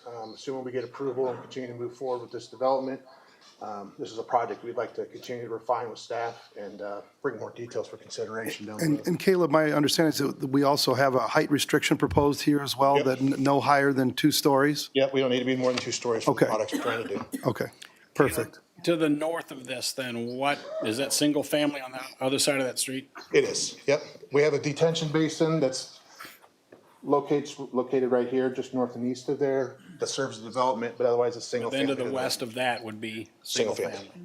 Correct. Okay, thank you so much. All right, anybody else would like to address the council on this item, please come on up, give us your name and address for the record.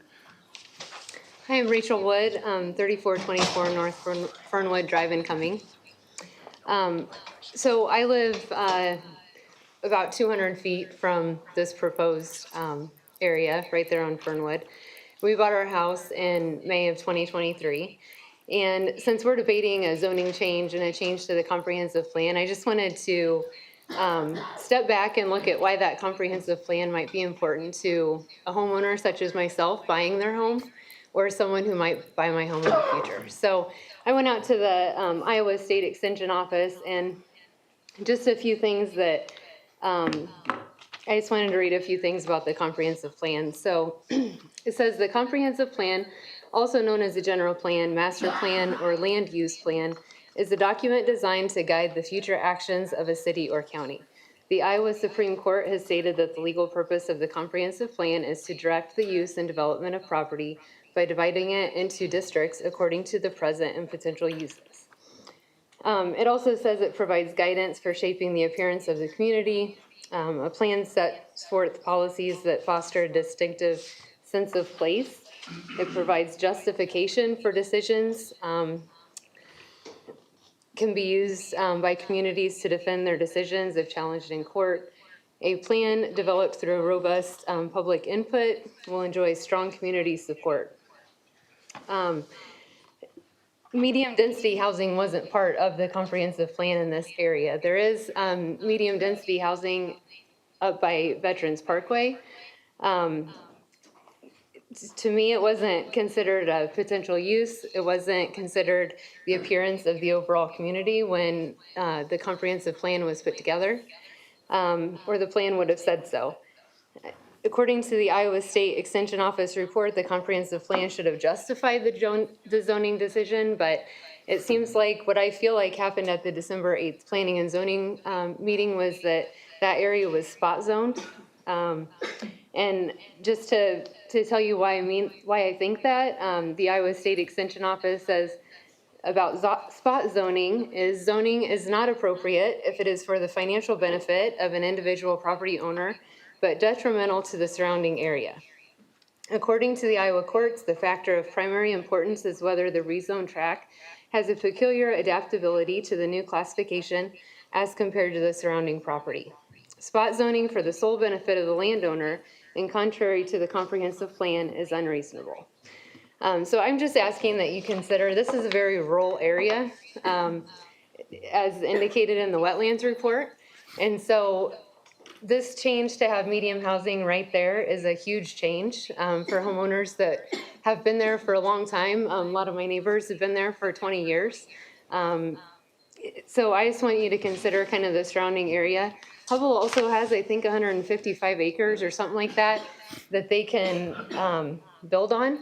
And so is there not another spot in this 155 acres where they can put medium density so that the homeowners that are going to buy properties around that area know that they're going to live next to medium density and not in a rural area like we thought when we purchased our house? Thank you. Thank you. Thank you so much. Thank you.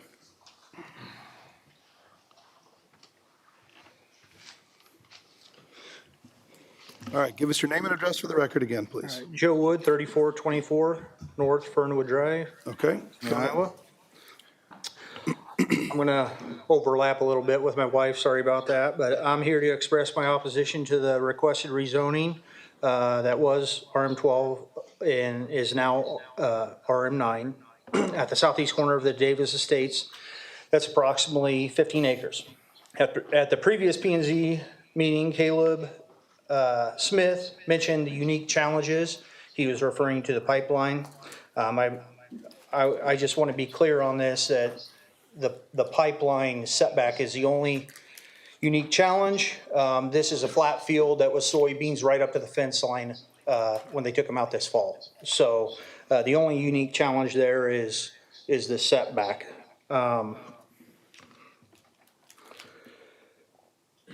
Sorry, I lost my spot. So I believe that what they're doing here is to work around this unique challenges. They're just trying to, lack of better words, cram in as many dwellings as they can in that 15 acres because of the setback of the pipeline. ISU analyzed different court cases and determined when spot zoning may be legal. Examples: when spot zoning helps implement the overall comprehensive plan, this does not. When it serves public health, safety, or efficiency, this does not. Our closest fire station is about 15 minutes away. Efficiency will suffer as the road system going south from this development is Norwalk school system. So there's going to be a lot of this traffic going to the south, which is now a seal coat road. Has any traffic study been done? I know on other developments, traffic studies were done before they got to this point.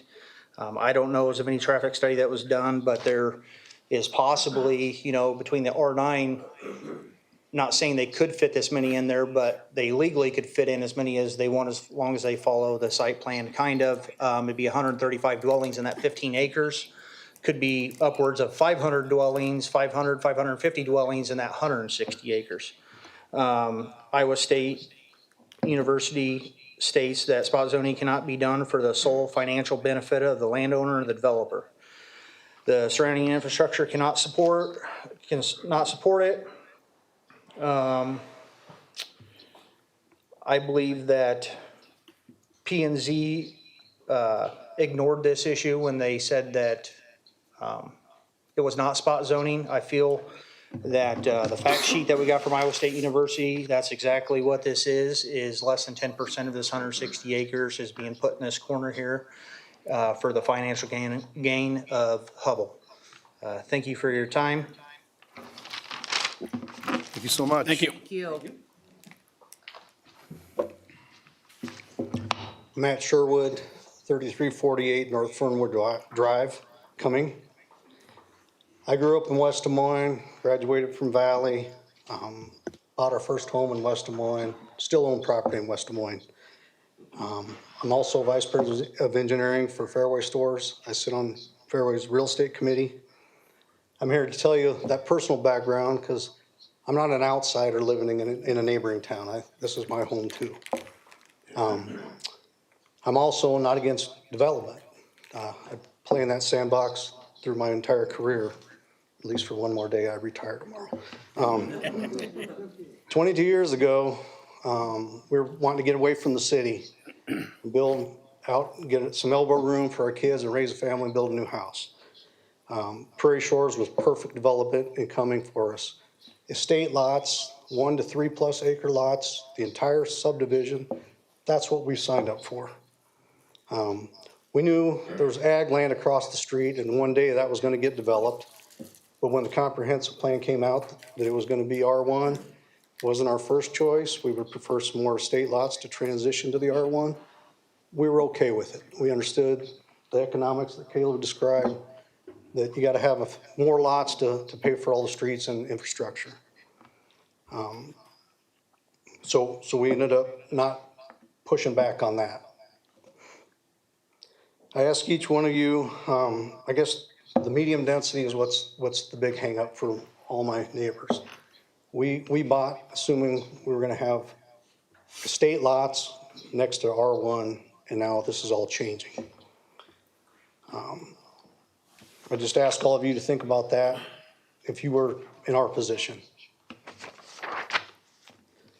Also, I've been sat through several P&Z meetings myself. I was unable to attend that last one, and I was quite shocked that P&Z went against what your staff recommended at the time. I understand they've had additional meetings now, and somehow through some, I'm trying to be kind here, deals were made, obviously, and now state staff has changed their opinion. I think their first opinion was the true and honest opinion, so I would like you to consider that. All we're asking for is to go by what the original city staff recommendation was allowed, and what the P&Z report said was the change in this zoning should be placed within Hubbell's development, away from us, somewhere centrally located, so that when people buy lots around that medium density, they know what they're getting into. That's not an option for us anymore. And I quote city staff, not force this upon adjacent property owners outside of the Hubbell development. We built first, and I guess I'd just like you to take that into consideration. Thank you. Thank you so much. Thank you.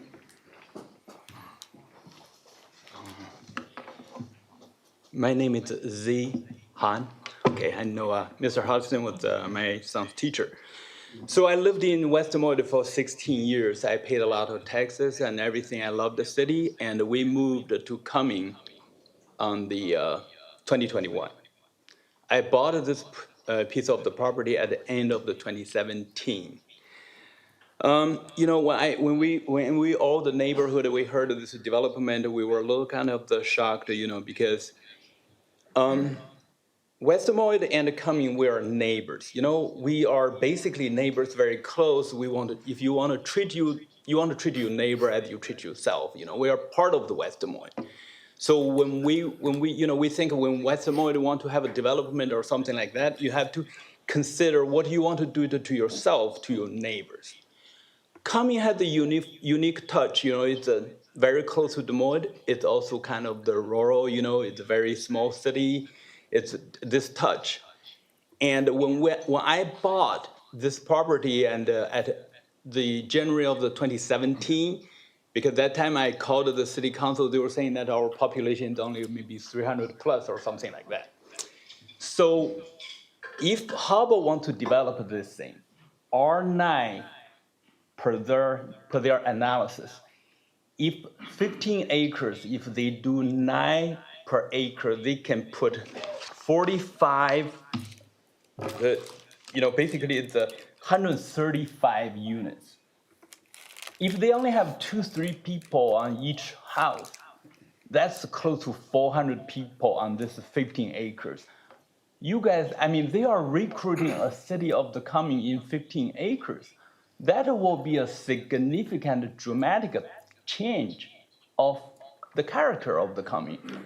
When you guys consider this development, I really want you guys to think about it. Hubbell's purpose is going to make more money. They're going to make the maximum money they want. But who is going to think about us? You know, you guys are, we elected. You guys are elected representative. You represent people, us. So we don't want to block your development. We just want you guys to do the development to fit the culture, your neighbors, to protect your neighbor and yourself. That's the only thing we are asking. Thank you, guys. Thank you. Thank you so much. Hi. Hello. Name and address for the record. Yep, Jackie Hahn, 712 North 35th Street, Cumming, Iowa. I live directly on the street that's in question here. I come to you as a mother. I have 3 small children. I live on a non-paved road. There's no sidewalks. My children are outdoor children, and that's why we moved to Cumming from West Des Moines. I work in West Des Moines every single day, but I worry about my children. I'm also a member of the law enforcement community, and I know that Cumming's response time is not what it is in West Des Moines. You're adding all of these people on North 35th Street who are going to travel to and from, endangering the safety of my children who like to bike, walk, skate on North 35th Street. And we'll call 911, but we won't get West Des Moines services. We have to wait for Warren County. So think of that, think of us, please put the traffic on Veterans Parkway. You have a beautiful, beautiful highway there. So you could relocate this townhome development, not on North 35th Street. And that would help your neighbors here in Cumming. Thank you. Thank you. All right, come on up, give us your name and address for the record, please. Yeah, my name is Ray Webster, 3212 North Fernwood Drive in Cumming, Iowa. And I'm just a retired physician, a retired Major General in the Air Force Air National Guard. So Mayor, council members, and Senator-elect, thank you for seeing our troops off. Keep praying for them, they're in harm's way. I'm basically going to reiterate what basically my neighbors have said here. We've moved into this area and we were under the presumption that we would have R1 development up there.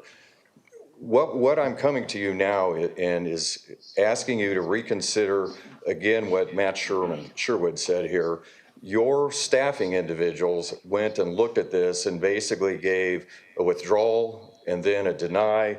And now after meeting with Hubble and seeing this plan, they basically given what I consider a very tepid approval to this, okay? It doesn't address the concerns that we've raised here with regard to density, with regard to traffic, with regard to safety. And so again, I'm going to ask each and every one of you to consider if you were living there, would you allow this to take place in your backyard? And so I'm going to respectfully ask that you take that into consideration. I believe that if Hubble were to take this whole 160 acres, make it R1, it solves the issues that everyone's concerned about here. It's this multi-residential, sticking it right kind of in the middle of an area that it just doesn't fit. And you guys have driven around in areas and you go, boy, this just does not fit. Who was thinking about this when they put that here? And that's what this is going to look like. It just is going to be out of place. It doesn't fit with the aesthetic. And so, again, I respectfully ask that you deny this multi-residential request, that you consider it to be R1 residential for this section as well as what you've just approved, that this whole thing be single family, and I think we will be comfortable with that. So thank you for your time and consideration. Appreciate it. Thank you so much. Anybody else in the chambers? Go ahead. Give us your name and address for the record. Yes, my name is Dave Chelsvig. I live at 3236 North Fernwood Drive in Cumming, Iowa. And that street, we're basically right where I live, right across the street is West Des Moines. So I'm just a short distance down from this area where they're talking about. About the time that West Des Moines annexed that property in, shortly after that, I was elected to fill a term on the Cumming City Council, and I was reelected 2 more times till I chose not to run. So at that time, Tom Becker was the mayor. Tom and I went to several different meetings with staff and individuals from West Des Moines. At that time, the plan is R1, so we're matching up basically what was for lots on Cumming, and West Des Moines was going to kind of match that up. This kind of goes against that plan. I think there's like 2 of us, Matt and I think, have been there. I built like 18 years ago, and some of the people that were there before have moved away, and there's been several new houses. If we would have known this is the type of development that's just going to be down the street, I probably wouldn't have built there, and I know several people wouldn't have built their new house there or bought the existing houses. So I'd like to just have, people realize, that if they've got 150 acres, if they want to put something off in another corner where people, if they want to live next to it, they can make their choice and move there. But I kind of agree with what's been said before, is this really shouldn't be put where other R1 houses are already built. And appreciate you considering that. Thank you. Thank you. Thank you so much. Okay, give us your name and address for the record, please. Savannah Savage, 3324 North Fernwood. I agree with what all my neighbors have said. My big concern is safety. I have 2 little ones. We're stuck on a small cul-de-sac. If we go out to 35th, we don't have any sidewalks. We can't get to other neighborhoods. We moved out there for privacy. We have heard that there's going to be apartments or condos closer to veterans off of 35th. I'm not sure why they just won't move this project closer, if that is going to be the case, to the other area that is more comprehensive to plans typically. Yeah, and I'm just overall concerned about our safety out there. Okay. Thank you. Thank you so much. Anybody else? Okay, come on up. Charlie Akampaw, 3401 North Doe Drive, Cumming, Iowa, 50061. Appreciate the time for public comment, especially for individuals that are outside your corporate limits. Ultimately, short and sweet, would like the council to reconsider amending the zoning plan that would allow for higher density versus detached residential as initially intended. And a lot of the comments were made as far as potential road safety downstream, the impacts that it could have on your neighboring community. And totally get all that, whether it's true or not. I do think there is a road study in process, or at least talked about in the packet. And at the very least, I'd like the council to consider delaying the decision until you understand, or till it's further known what that impact downstream would be to the residents south there, whether it be the road structure isn't able to handle the potential increased traffic. If that means that that road at some point in time needs to be redone or rebuilt to handle the traffic up north. And in the city of Cumming, we've done a lot of work to develop the community, just like West Des Moines, obviously a lot smaller. And one of the focuses have been, how do we transition from low density, which was a major makeup within our community not that long ago, and add some more density and do it in a way where it naturally transitions to major roadways. And I think we've done a pretty good job at that over time. Nothing's perfect, but you know, to one of the prior comments, this one just doesn't seem to fit. It seems like it's kind of mid-block, especially when it butts up to residential estates. And I think that's something that I would like this council to at least consider what this would look like. And I think at the end of the day, we're just trying to figure out a better way to knit the two communities together. So it's a seamless, you don't know where you go from West Des Moines to Cumming initially and vice versa. And I'd just like to thank you guys for your time, and thank you. Thank you. Thank you so much. Okay. Further public comment. Please give us your name and address for the record. Sarah Webster, 3212 North Fernwood. I wasn't planning on getting up here. I didn't bring my notes, but somewhere at the last meeting, there was mention about what Diligent was doing and their plan of action in developing the agri-hood and the Great Western Trail. It was pointed out that their kind of housing that is like this is out on the Cumming Road.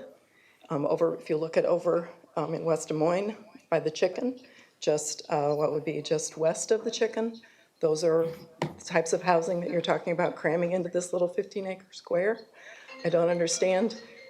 West Des Moines is at the end of the road for themselves, and it's our line, it's coming, it's us, it's our houses.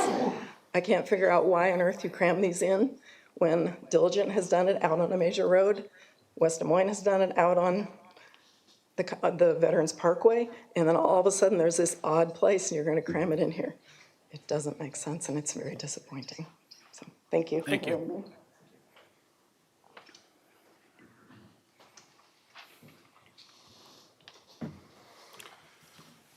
Caleb Smith again. I'll be brief.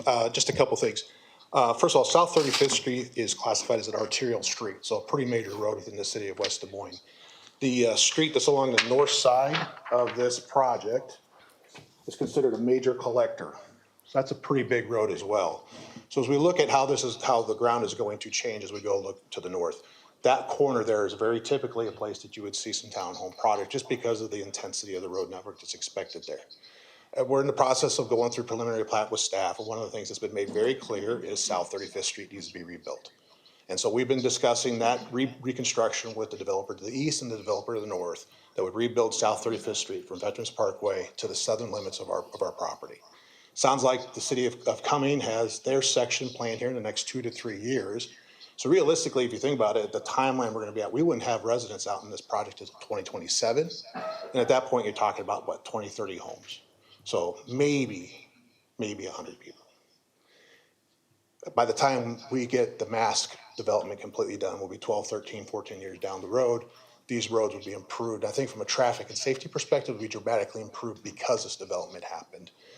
When we look at other parts of the project, the only other point that was brought up, I wanted to be clear, is you look north, the terrain just doesn't work. When you start thinking about townhome projects, you need flat terrain. And the southern part is the only spot that made sense for that kind of development, because as you go north, there's just too much grade to deal with. So that's why this is where we settle on between the gas main on the south, the road connections we've got on both sides of us, the separation to the folks to the southeast, as well as we've met with Diligent multiple times on this and they have no issues with the project. We just felt like this was the solution that could allow us to bring some more achievable home prices within this development that wouldn't otherwise exist. Okay.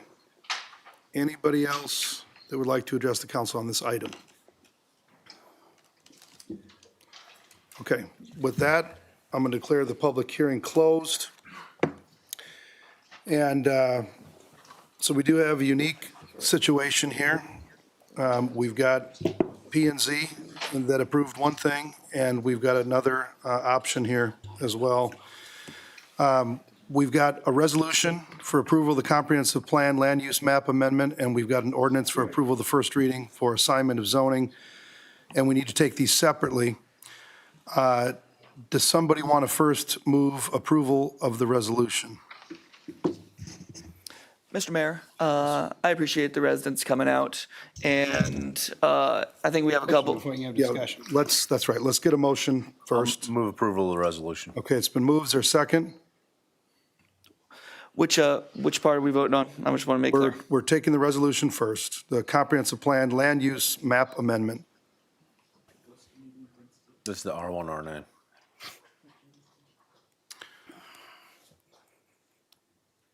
Okay. Is there a second? If there's not a second, it will die for lack of a second. Okay. That's dead for lack of a second. I will take another motion. Somebody want to make another motion? I would like to make a motion to defer. Okay, is there a second? I'll second. Okay, it's been moved and seconded to defer. Councilman Hudson, I'll go back to you. Sure. More specifically, I would love for the Development Planning Subcommittee to really take a harder look at this, because I think the residents who have come out, I was going to say this earlier, so I apologize for going out of order. My apologies. But I really do think, Caleb, thank you for being here and sharing. We have a couple of different issues that we're thinking about. One is the traffic, one is the density. If there's single-family homes down there, I think you all know that there will be additional traffic, but as Caleb correctly said, not for 3 years, 5 years, 8 years, 10 years, and beyond, right? Obviously, a higher density, more people down there, we get that. So there's two different issues. But when it comes to the density, I would like the Development and Planning Subcommittee to take a harder look at this. That's the purpose of a subcommittee, and that is why I'm deferring that specifically. Not because I'm against this development from eventually happening, but more because I want to find out a little more detail. And our capable subcommittee chair, Matt McKinney, I know that he can and continues to be a rock star as he takes a deeper dive, which is the purpose of our subcommittees in the first place. So that is why I made the motion to defer, and I wanted to explain. Councilman McKinney? Yeah, I appreciate the concern that's been raised. I think development is going to be inevitable in this area, and the question is whether or not, it fits the area. And I hear your concerns about traffic. Typically, when these things come up before development and planning, we'll have somebody in our traffic area help us understand whether or not these roads are going to be capable of serving it. My guess is they are, but you raise a question. Sounds like we got several years until something's going to happen if we delay this for a couple weeks to verify that, in fact, we have the capacity in those areas. I think that's reasonable to do. We can talk about any of the other issues at that point in time. So, we're here in the middle of, I guess, the very first part of January. I don't know that it needs to happen right away in terms of an approval tonight. If we can take a moment, evaluate it fully, and then come back, I think I'd be supportive of that. Okay. Councilwoman Hardman. Yeah. First of all, I want to thank everybody for being here tonight. As one of my probably last votes, I'm just like, this is a big issue. And, when you come out and you kind of speak your thoughts about how this is impacting a decision that you made, sometimes I heard you said 18 years and 12 years and 13 years. You do want to kind of put yourself in that position to say, okay, what would I think? I do want to say that I am not against the project necessarily. I want to share that. And I am a member, probably soon to be former member, of the Planning and Development Committee with Councilman McKinney. I think what's most important for me is this road study. I know there's some stuff in the packet. I'd like to understand the impact of the road study and really what's that finality. I don't know how long it takes to complete that, but the road study is a really important piece to this. So I'm not trying to kick the can down the road. I'm saying I agree with the pause until we can figure out more of the kinds of impacts that might impact this project. Again, not saying I'm against it, need more data to look at as it relates to the roads and the impact.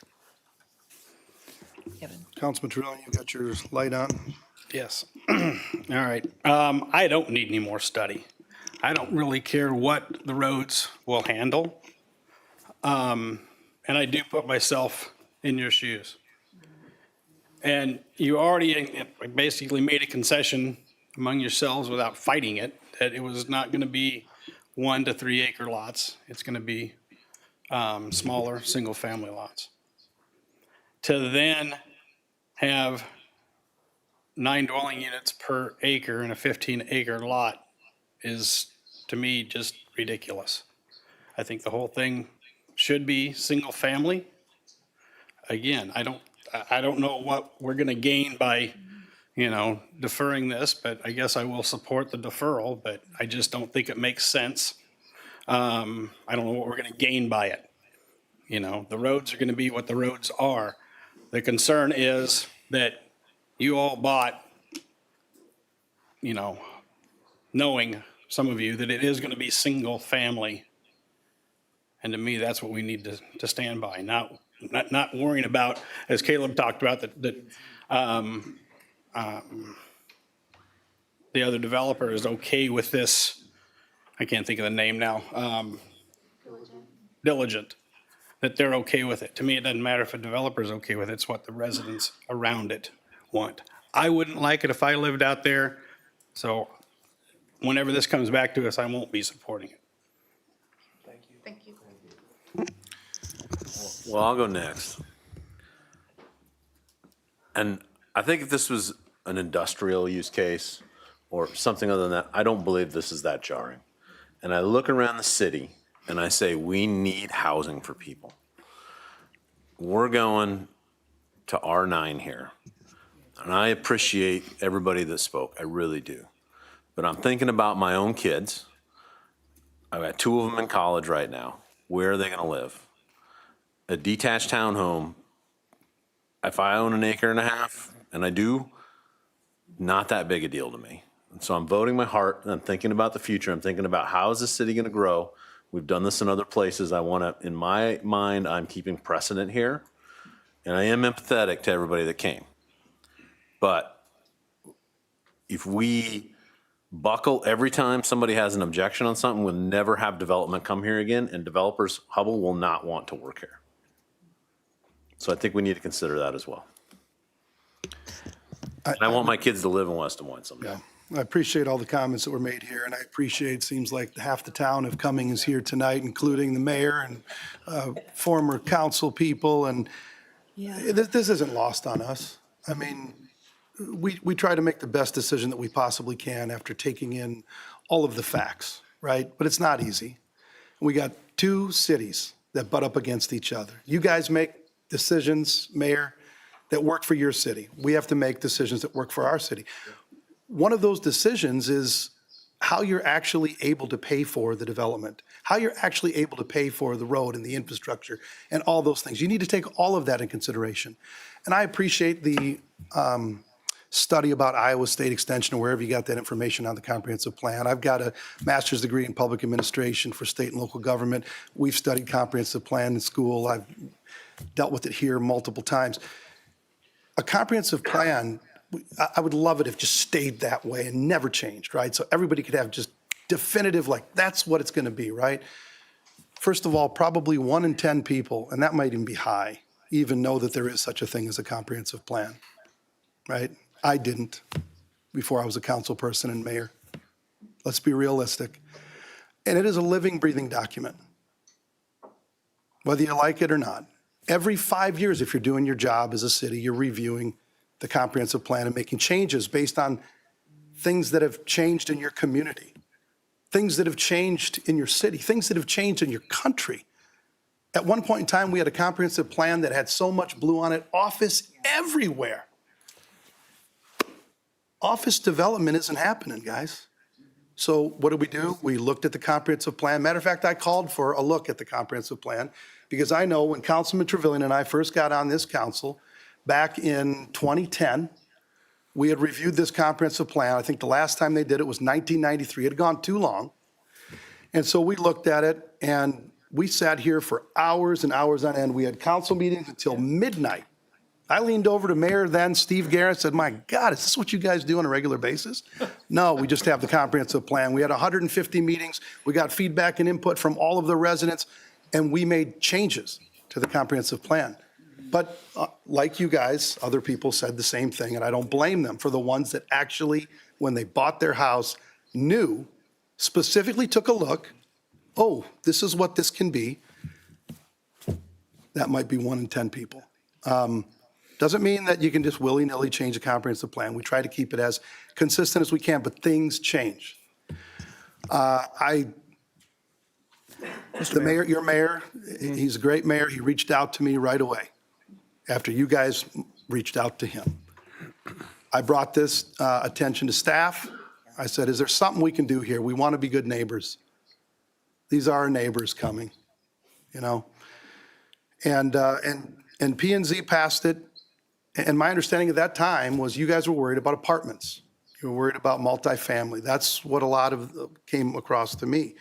But at that point in time, I asked staff to reach out to Hubble and to try to come up with a reasonable compromise that worked for our city and was more reasonable for you all. And that's where they came up with the RM12 down to RM9, and they pushed harder, and they agreed to have the height restriction as well. I mean, these are essentially single-family homes, villas. Maybe they're more dense than would a single-family neighborhood in this area be. We got to be able to pay for the infrastructure and everything else. We've got to take some of these other things into consideration. I agree with taking the time out. We've learned a lot tonight. We appreciate you guys being here. Let's bring it back to development and planning, which is going to be a one-man band at this point in time when we lose. You've got alternates. Councilwoman. There's alternates. I'm sure I can get We'll have to have an alternate that will step in. We'll draw straws. Mr. Mayor, what you said to, to get the short straw. Well, it's not an easy issue. I'll take I it. praise the councilwoman Volunteer. for making tough decisions, making the right decisions for the betterment of the community at large. This will not be an easy issue, not be an easy discussion. We'll take it back to our subcommittee, and we'll have Councilman McKinney and whoever the alternate is come in and take a look at it. But we will take a time out for now. and I just wanted to recognize that. Right? What? It's me. It's you? Okay. I'll take it if you don't want it. I'll take it. All right, let's take a few more I comments, just then we wanted got to to wrap say, it up. We'll have another chance to deliberate this. the fact that that our two mayors had a conversation, the fact that city planning department worked on this, Hubble, they brought together a new plan that put these basically single-family homes along the south side. I don't know what conversation is going to happen at DP because I won't be there, but I do know that you'll take a hard look, and I know the good folks at Hubble who are willing to develop in our city, and I'm always grateful for that. And for the next 2 weeks, I don't know when the next meeting will be, but we'll work out a time to do that. I just wanted to say, I want to recognize that we already have a compromise, and I don't know what other compromise there is, but a deeper dive would be warranted at this point. That's why I support the deferral and made the motion. Your Honor, I got one question of Hubble. Yep, go ahead, Councilman. Caleb, I'd like to ask you to come up with a approximate cost of what a single-family house will cost in that 135 acres, and then what the cost of one of these townhouses would cost, and then let me know what that would be. Okay. You don't do it right now, just. Yeah, I can get those numbers for you. Yeah, mate. Thank you. And again, Caleb, to you, to Hubble, thank you for listening. Thank you for considering the compromise. Thank you for agreeing and putting forward what we have today, and we'll continue to have discussion. Thank you to staff for working on this as well. So, all right, with that. And thank you to all the residents for coming here and voicing your Got a concerns. little bit of Appreciate time. that. Got a little bit of time. Councilman Trevelyan hopes that we annex you guys and you're part of his ward. Oh, my No, God. you're fine. Stan is coming. I'm Don't you be kidding. putting words in my mouth. I'm kidding. All right, please vote. Could we clarify the What do we vote? motion? We're voting on a deferral. Okay, we're Continuing, voting, but we're how voting long? to defer and to bring this back. When is the next Development and Planning Subcommittee meeting? Do we? Probably that Tuesday Well, it's the after next, it's a MLK. council meeting, Next so, council meeting. Probably the So Tuesday let's- after MLK. The 20th, right? okay, probably Tuesday, the 20th then. And that meets the morning of council. The Is that 20th is right? here. The morning of the council meeting that evening. Is that going to be enough time to gather all the information and, Depends if you're. Look at all the issues that they talk about with safety. okay. So let's Do we have to defer. put a date on it, or can we say that when it's ready to come back? Rather Then than come on up. rushing everybody to get this thing done. Hubble's Come on. got some. Lynn Tweet, Director of Development Services. If you do not continue to a date certain, we have to renotice everything and start the process over. So it's better if you don't think we'll hit the 19th, push it out to one of the dates in February and give us a date certain. Otherwise, this whole thing starts again. Just renotice. I think the first meeting in February, probably. That would be fine. I don't want to keep moving it, because we will need to have a resolution. Caleb, I don't want to hamstring you and Hubble. If it's 2 weeks away, it's 4 weeks away. Do you have a comment on that? I would love to hear from you on that particular point of timing. Our due diligence ends in the middle of February. After that, we have to proceed to closing. So if we wait till that meeting, it's all or none for us. If we don't get the zoning in place, it may be enough that we have to pull the plug and walk from it, to be honest. So we could take it up at development planning on the 20th of January. Whatever we want to do at that point in time, we would have until, if we put it on the calendar for February 2nd, Yep. Monday, the very first Monday of February. That's a kind of our drop dead date. It may not move forward, it may move forward, but at least there is a path, one way or the other. Fair enough. Appreciate it. Caleb, thank you for your flexibility. Appreciate it.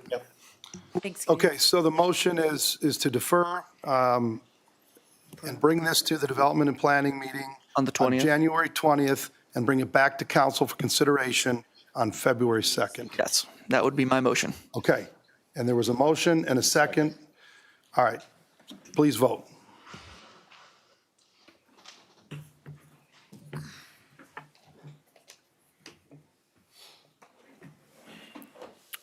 Four yes, one no. Okay, moving on to item 6C. I believe on this one, we're also asking to defer this. Hold on one second, give me a second to get to my. Yeah, motion to continue to January 20th. January 20th. Okay, it's been moved and seconded. Please vote.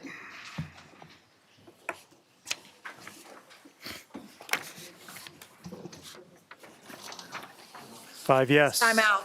Wait a minute. Time out.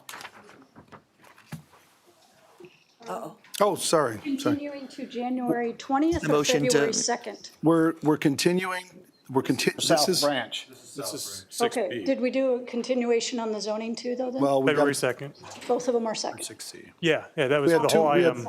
Yep. so the whole thing, the resolution and the zoning. Okay. Yep. All under 6B, and now we're on to 6C. Correct.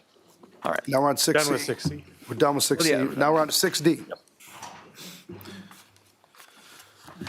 Okay, this is a time and a place for a public hearing to consider 2026 street reconstruction program initiated by the city of West Des Moines. Ryan, would you please read the date the notice is published? December 12th, 2025 in the Des Moines Register. And have you received any written comments to this hearing? None, Your Honor. Okay, anybody in the audience who would like to address the council on item 6D, please come to the podium, give us your name and address for the record. Anybody online, hit *6 to unmute yourself and do the same. Is there anybody in the council chambers or online that would like to address the council on item 6D? Move approval. Second. Oh, hold on one second. Hold on one second, sorry. Sorry. We're all over the place tonight, and that's partly my fault. Public hearing. Okay, hearing and seeing no one, I'll declare the public hearing closed. We've got two resolutions and a motion which we can take at the same time, and there are no outstanding issues. Now, Councilman McKinney. Move approval. Second. It's moved and seconded. Is there any discussion on the dais? Hearing none, please vote.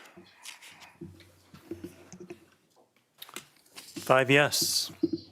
Okay, item 6E, this is the time and the place for a public hearing to consider Grand Avenue Sewer Abandonment, South 33rd Street to Jordan Creek, initiated by the City of West Des Moines. Ryan, would you please read the date the notice is published? December 12th, 2025, in the Des Moines Register. And have we received any written comments to this hearing? None, Your Honor. Okay, anybody in the audience that would like to address the council on item 6E, please come to the podium, give us your name and address for the record. Anybody online, you know what to do, hit *6 to unmute yourself and do the same. Is there anybody either online or in the chamber that would like to address the council on this item? Okay, God bless you, it's going around. Hearing and seeing no one, I'll declare the public hearing closed. God bless you. Once again, we've got 2 resolutions and a motion we can take at the same time. There are no outstanding issues. Somebody want to So move? moved. Okay. Okay, it's been moved and seconded. Is there any discussion on the dais? Okay, hearing none, please vote. 5 yes. Okay, item 6F. This is the time and the place for a public hearing to consider 2025 Storm Pipe Rehabilitation Program initiated by the City of West Des Moines. Ryan, would you please read the date the notice is published? December 12th, 2025, in the Des Moines Register. Have we received any written comments to this hearing? None, Your Honor. Okay, anybody in the audience who'd like to address the council on item 6F, please come to the podium, give us your name and address for the record. Anybody online, hit *6 to unmute yourself and do the same. Is there anybody either in the chamber or online that would like to address the council on item 6F? Okay, hearing and seeing no one, I'll declare the public hearing closed. And once again, we've got 2 resolutions and a motion we can take at the same time, and there are no outstanding issues. So moved. Second. Okay, it's a move and second. Is there any discussion? This is just the third engineering project that we've approved tonight that has come in under the budget and the plan. So that's always good news. Thank you to Brian Hemeseth and the fine folks in the engineering department for all their diligent work. Huzzah. Absolutely, amen. Thank you to the Finance Committee, too. Amen to that. All right, Yes. please vote. Public services too? 5 yes. Okay, item 7, new business, item 7A. Hope Landing southwest of the intersection of South 85th Street and Cascade Avenue. Approve a preliminary plat to create 1 lot for multifamily residential development, 2 outlots and 3 street lots. Hope Development and Realty. We've got a resolution for approval of preliminary plat, and there are no outstanding issues. This was also approved unanimously by P&Z. Motion approved. Second. Okay, it's a move and second. Is there anybody in the audience or online that would like to address the council on this item? Is there any discussion on the dais? Okay, hearing none, please vote. 5 yes. Okay, item 7B, Microsoft DSM 18, 1475 Southeast Moffett Lake Road. Approve a major modification of the site plan to allow construction of a data center building, Microsoft Corporation. We have a resolution for approval of the major modification of the site plan and acceptance of associated legal documents, and there are no outstanding issues. There are 3 conditions of approval regarding allowing gravel around the industrial buildings, allowing a 12-foot unterraced retaining wall, and not requiring trees and parking lot islands due to security concerns. Those are the usual 3 items that we consider when we consider these things. Okay, it's been moved. Is there a second? Second. Okay, it's moved and second. Is there anybody in the audience who would like to address the council on this item?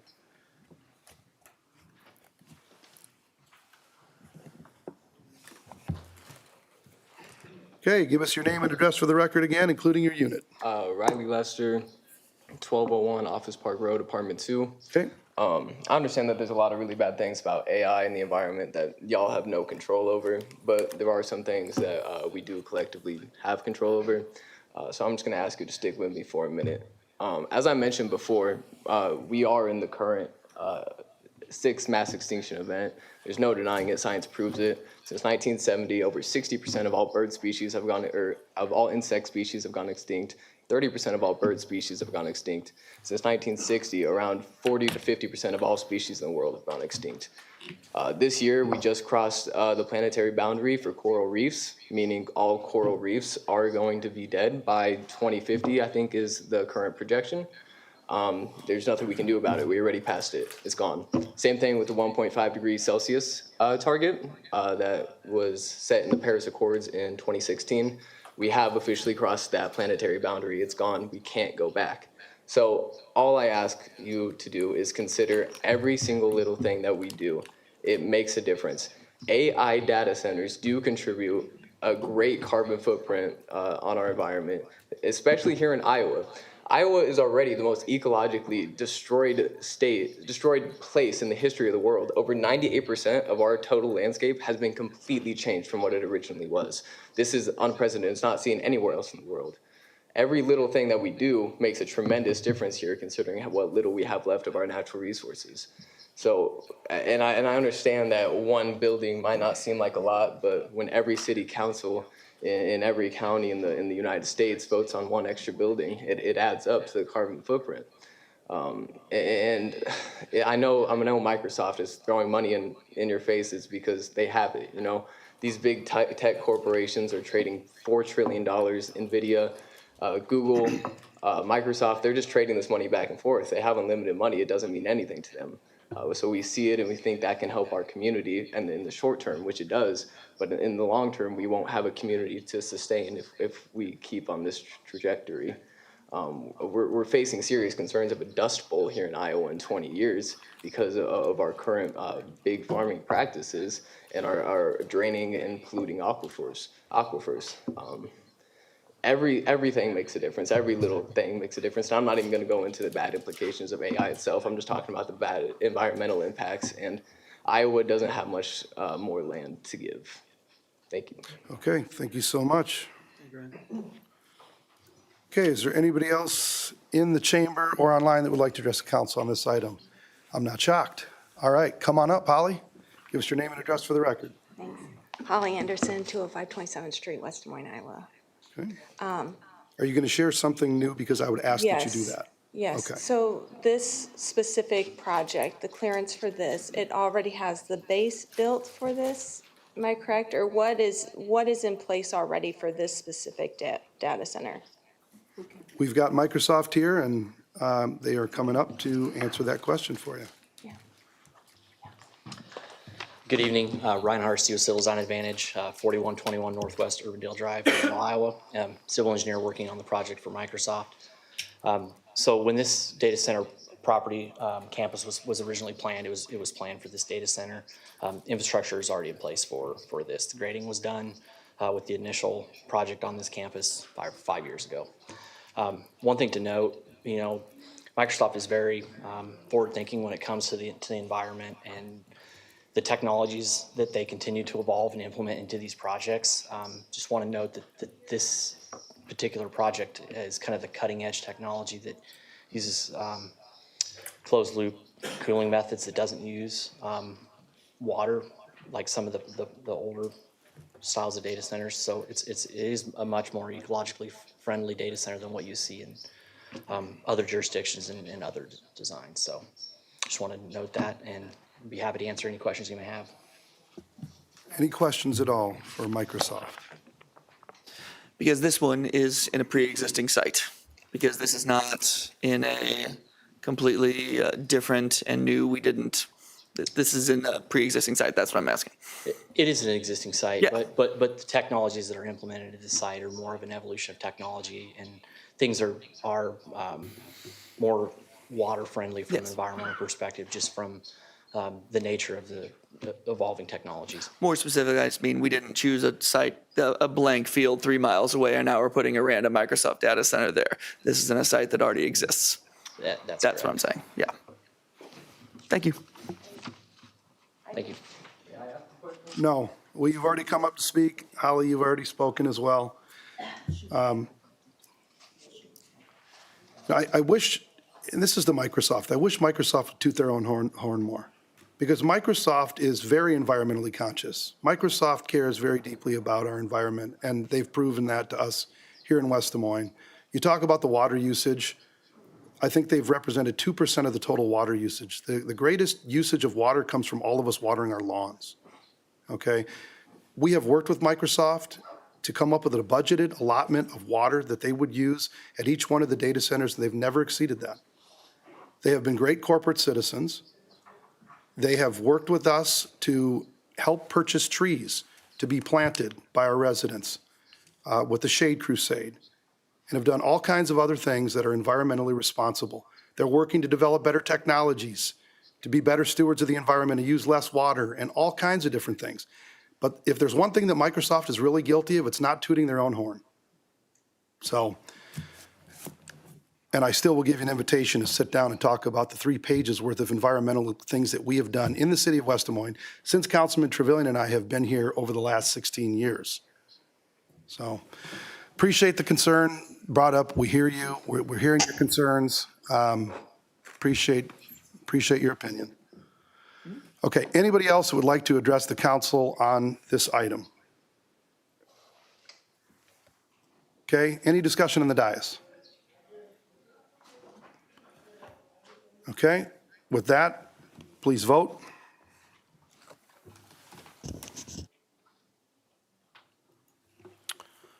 Four yes, one abstention due to potential conflict of interest. Okay, with that, moving on to item 8, receive, file, and/or refer. Item 8A, we will reluctantly receive and file Councilwoman Hardman's letter of resignation. Moving on to item 9, other business. Item 9A, we handled earlier in the meeting, the resolution of appreciation for Councilwoman Hardman. Yep. Item 9B, special election for at-large council member. So this is, I will just say that there are certain things that the election office in Polk County has to consider in its other elections. We are a city that has runoff elections. We are not primary elections.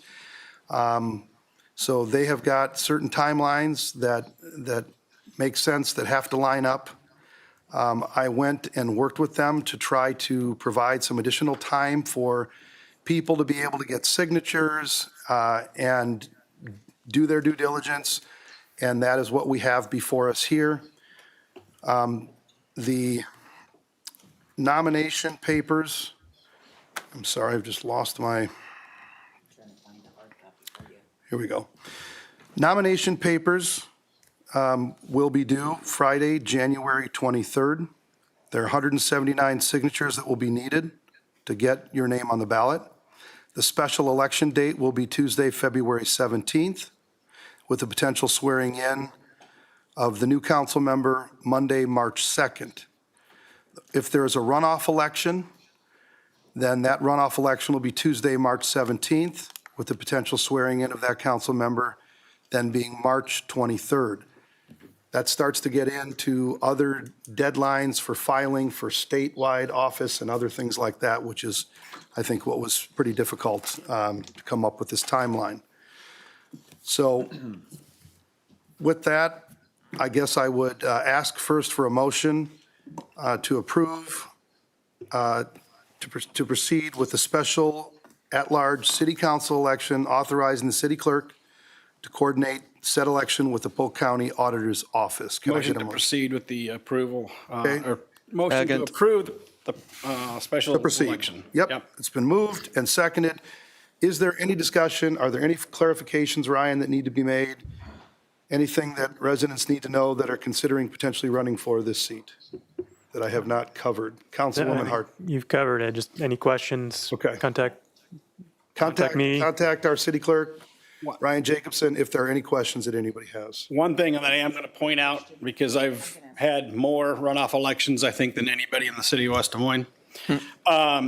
Just for those that are listening online or here in the chambers, if you do not, if there's more than, I guess, what, 2 candidates, okay, and nobody gets 50% of the vote plus one, then there's a runoff election between the 2 top vote getters. So if there's 3 people or 4, the bottom 1 or 2 do not move on. It's the top 2 vote getters. That's how the special election works. I don't have a comment, but a question. And Mayor, you might be able to answer this. So in terms of the election, the 17th, this is the most time that the elections office given us, or? This was, they originally had proposed, Understand yeah, more. they've Who's they? they've Is got, it Jamie? the election office, the Polk County Election Office has Okay. got a bunch of other deadlines that they're up against with other elections coming. They've taken a look at what the letter of the law is and what they need to follow, and they've looked at the other elections and filing deadlines and other things that they've got coming behind this, knowing that we are a runoff election city and could have this election all the way till March. And so they provided what was a pretty tight turnaround. Having run for office a few times in my life, I thought this is great for us to get another member elected and sit up on this dais with us, but this is very, very tight. And I think somebody that's done this and is experienced on it is going to struggle to do it. You will literally be drinking out of a fire hose. So I asked that we get a little bit more time, but they talked to me about some of the other filing deadlines, of the other elections coming up, the primaries that are coming in June, and all these other things that they're up against, that they're competing with. And so with that, we were able to come to a compromise of getting an extra week for people to basically get those signatures. And Mayor Tremble, you deserve credit. I know Ryan and Julius at the city clerk's office, who we just appointed again tonight, which I'm proud to do because they do tremendous work over there as they pour through the state code on special elections, because every time that happens, it's a little wild. But I know, Mayor Tremble, you worked to try to get us that extra week because when you are campaigning, it's a tough thing. So I wanted to say thank you. Thank you. Thanks to the city clerk's office and by all means. And thank you to Jamie Fitzgerald and John Chido, who worked with us, worked with me to try to come up with as reasonable of deadlines as we possibly could for people to go through the process, get their names on the ballot and run a campaign and get elected. It's going to be a tight turnaround for everybody. Everyone's going to have the same advantage, disadvantage. They're going to have to get in order and start getting those signatures tomorrow. Yeah. Councilwoman. And a person that has just finished a special election with probably a bit more time than this, I agree. It's going to be very tough. It is very protracted. So for those that are, folks that have any remote interest, like you said, they're going to have to get started yesterday almost. Because it is just the most, and I know people worked on it, but it is so protracted, and just having gone through a special election, it's going to have to be boots on the ground as of yesterday. Absolutely. And Ryan, people can start, correct me if I'm wrong, they can start getting signatures on the nomination petition tomorrow. They could start today, Okay, getting today. signatures. But they have to have their petitions. All right, Councilman Yeah, McKinney. hey, two items. One, I want to echo Greg's comments, Councilman Hudson's comments. Russ, I know there was an effort to extend it. I know you did everything you can to push it out as far as you could within the bounds of what Polk County could do. So thank you for taking the effort to do that over the holidays and everything else that was going on. So that's number one.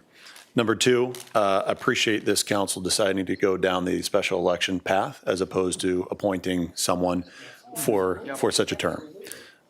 It was something that could have been done, and I'm grateful, and I assume, and it's all unanimous here, that we chose to go down the path of allowing the electorate to choose who the next at-large council person would be to serve for the full 4-year term. So, thank you. Absolutely, good point. All right, is there any other discussion before we vote? I just wanted to ask, once the session is done, if someone could take a picture, since this will be the last time that the six of us are sitting up here together at the end of a council meeting. I would love to have a picture.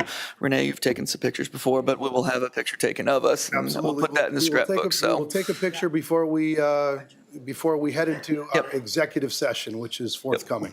Perfect, thank you. Okay, any other discussion before we vote? One last selfie. All right, please vote.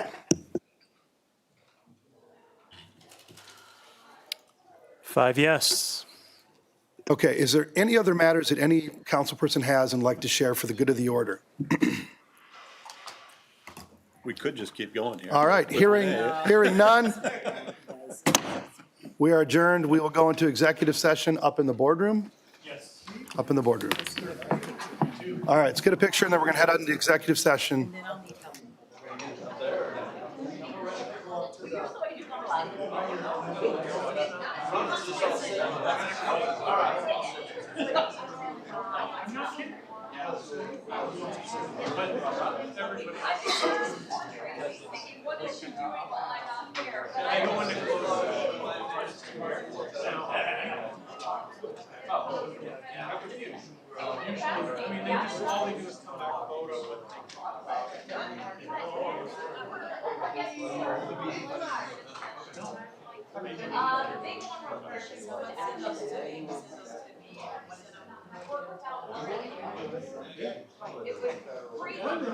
Yeah, okay, I'll let you do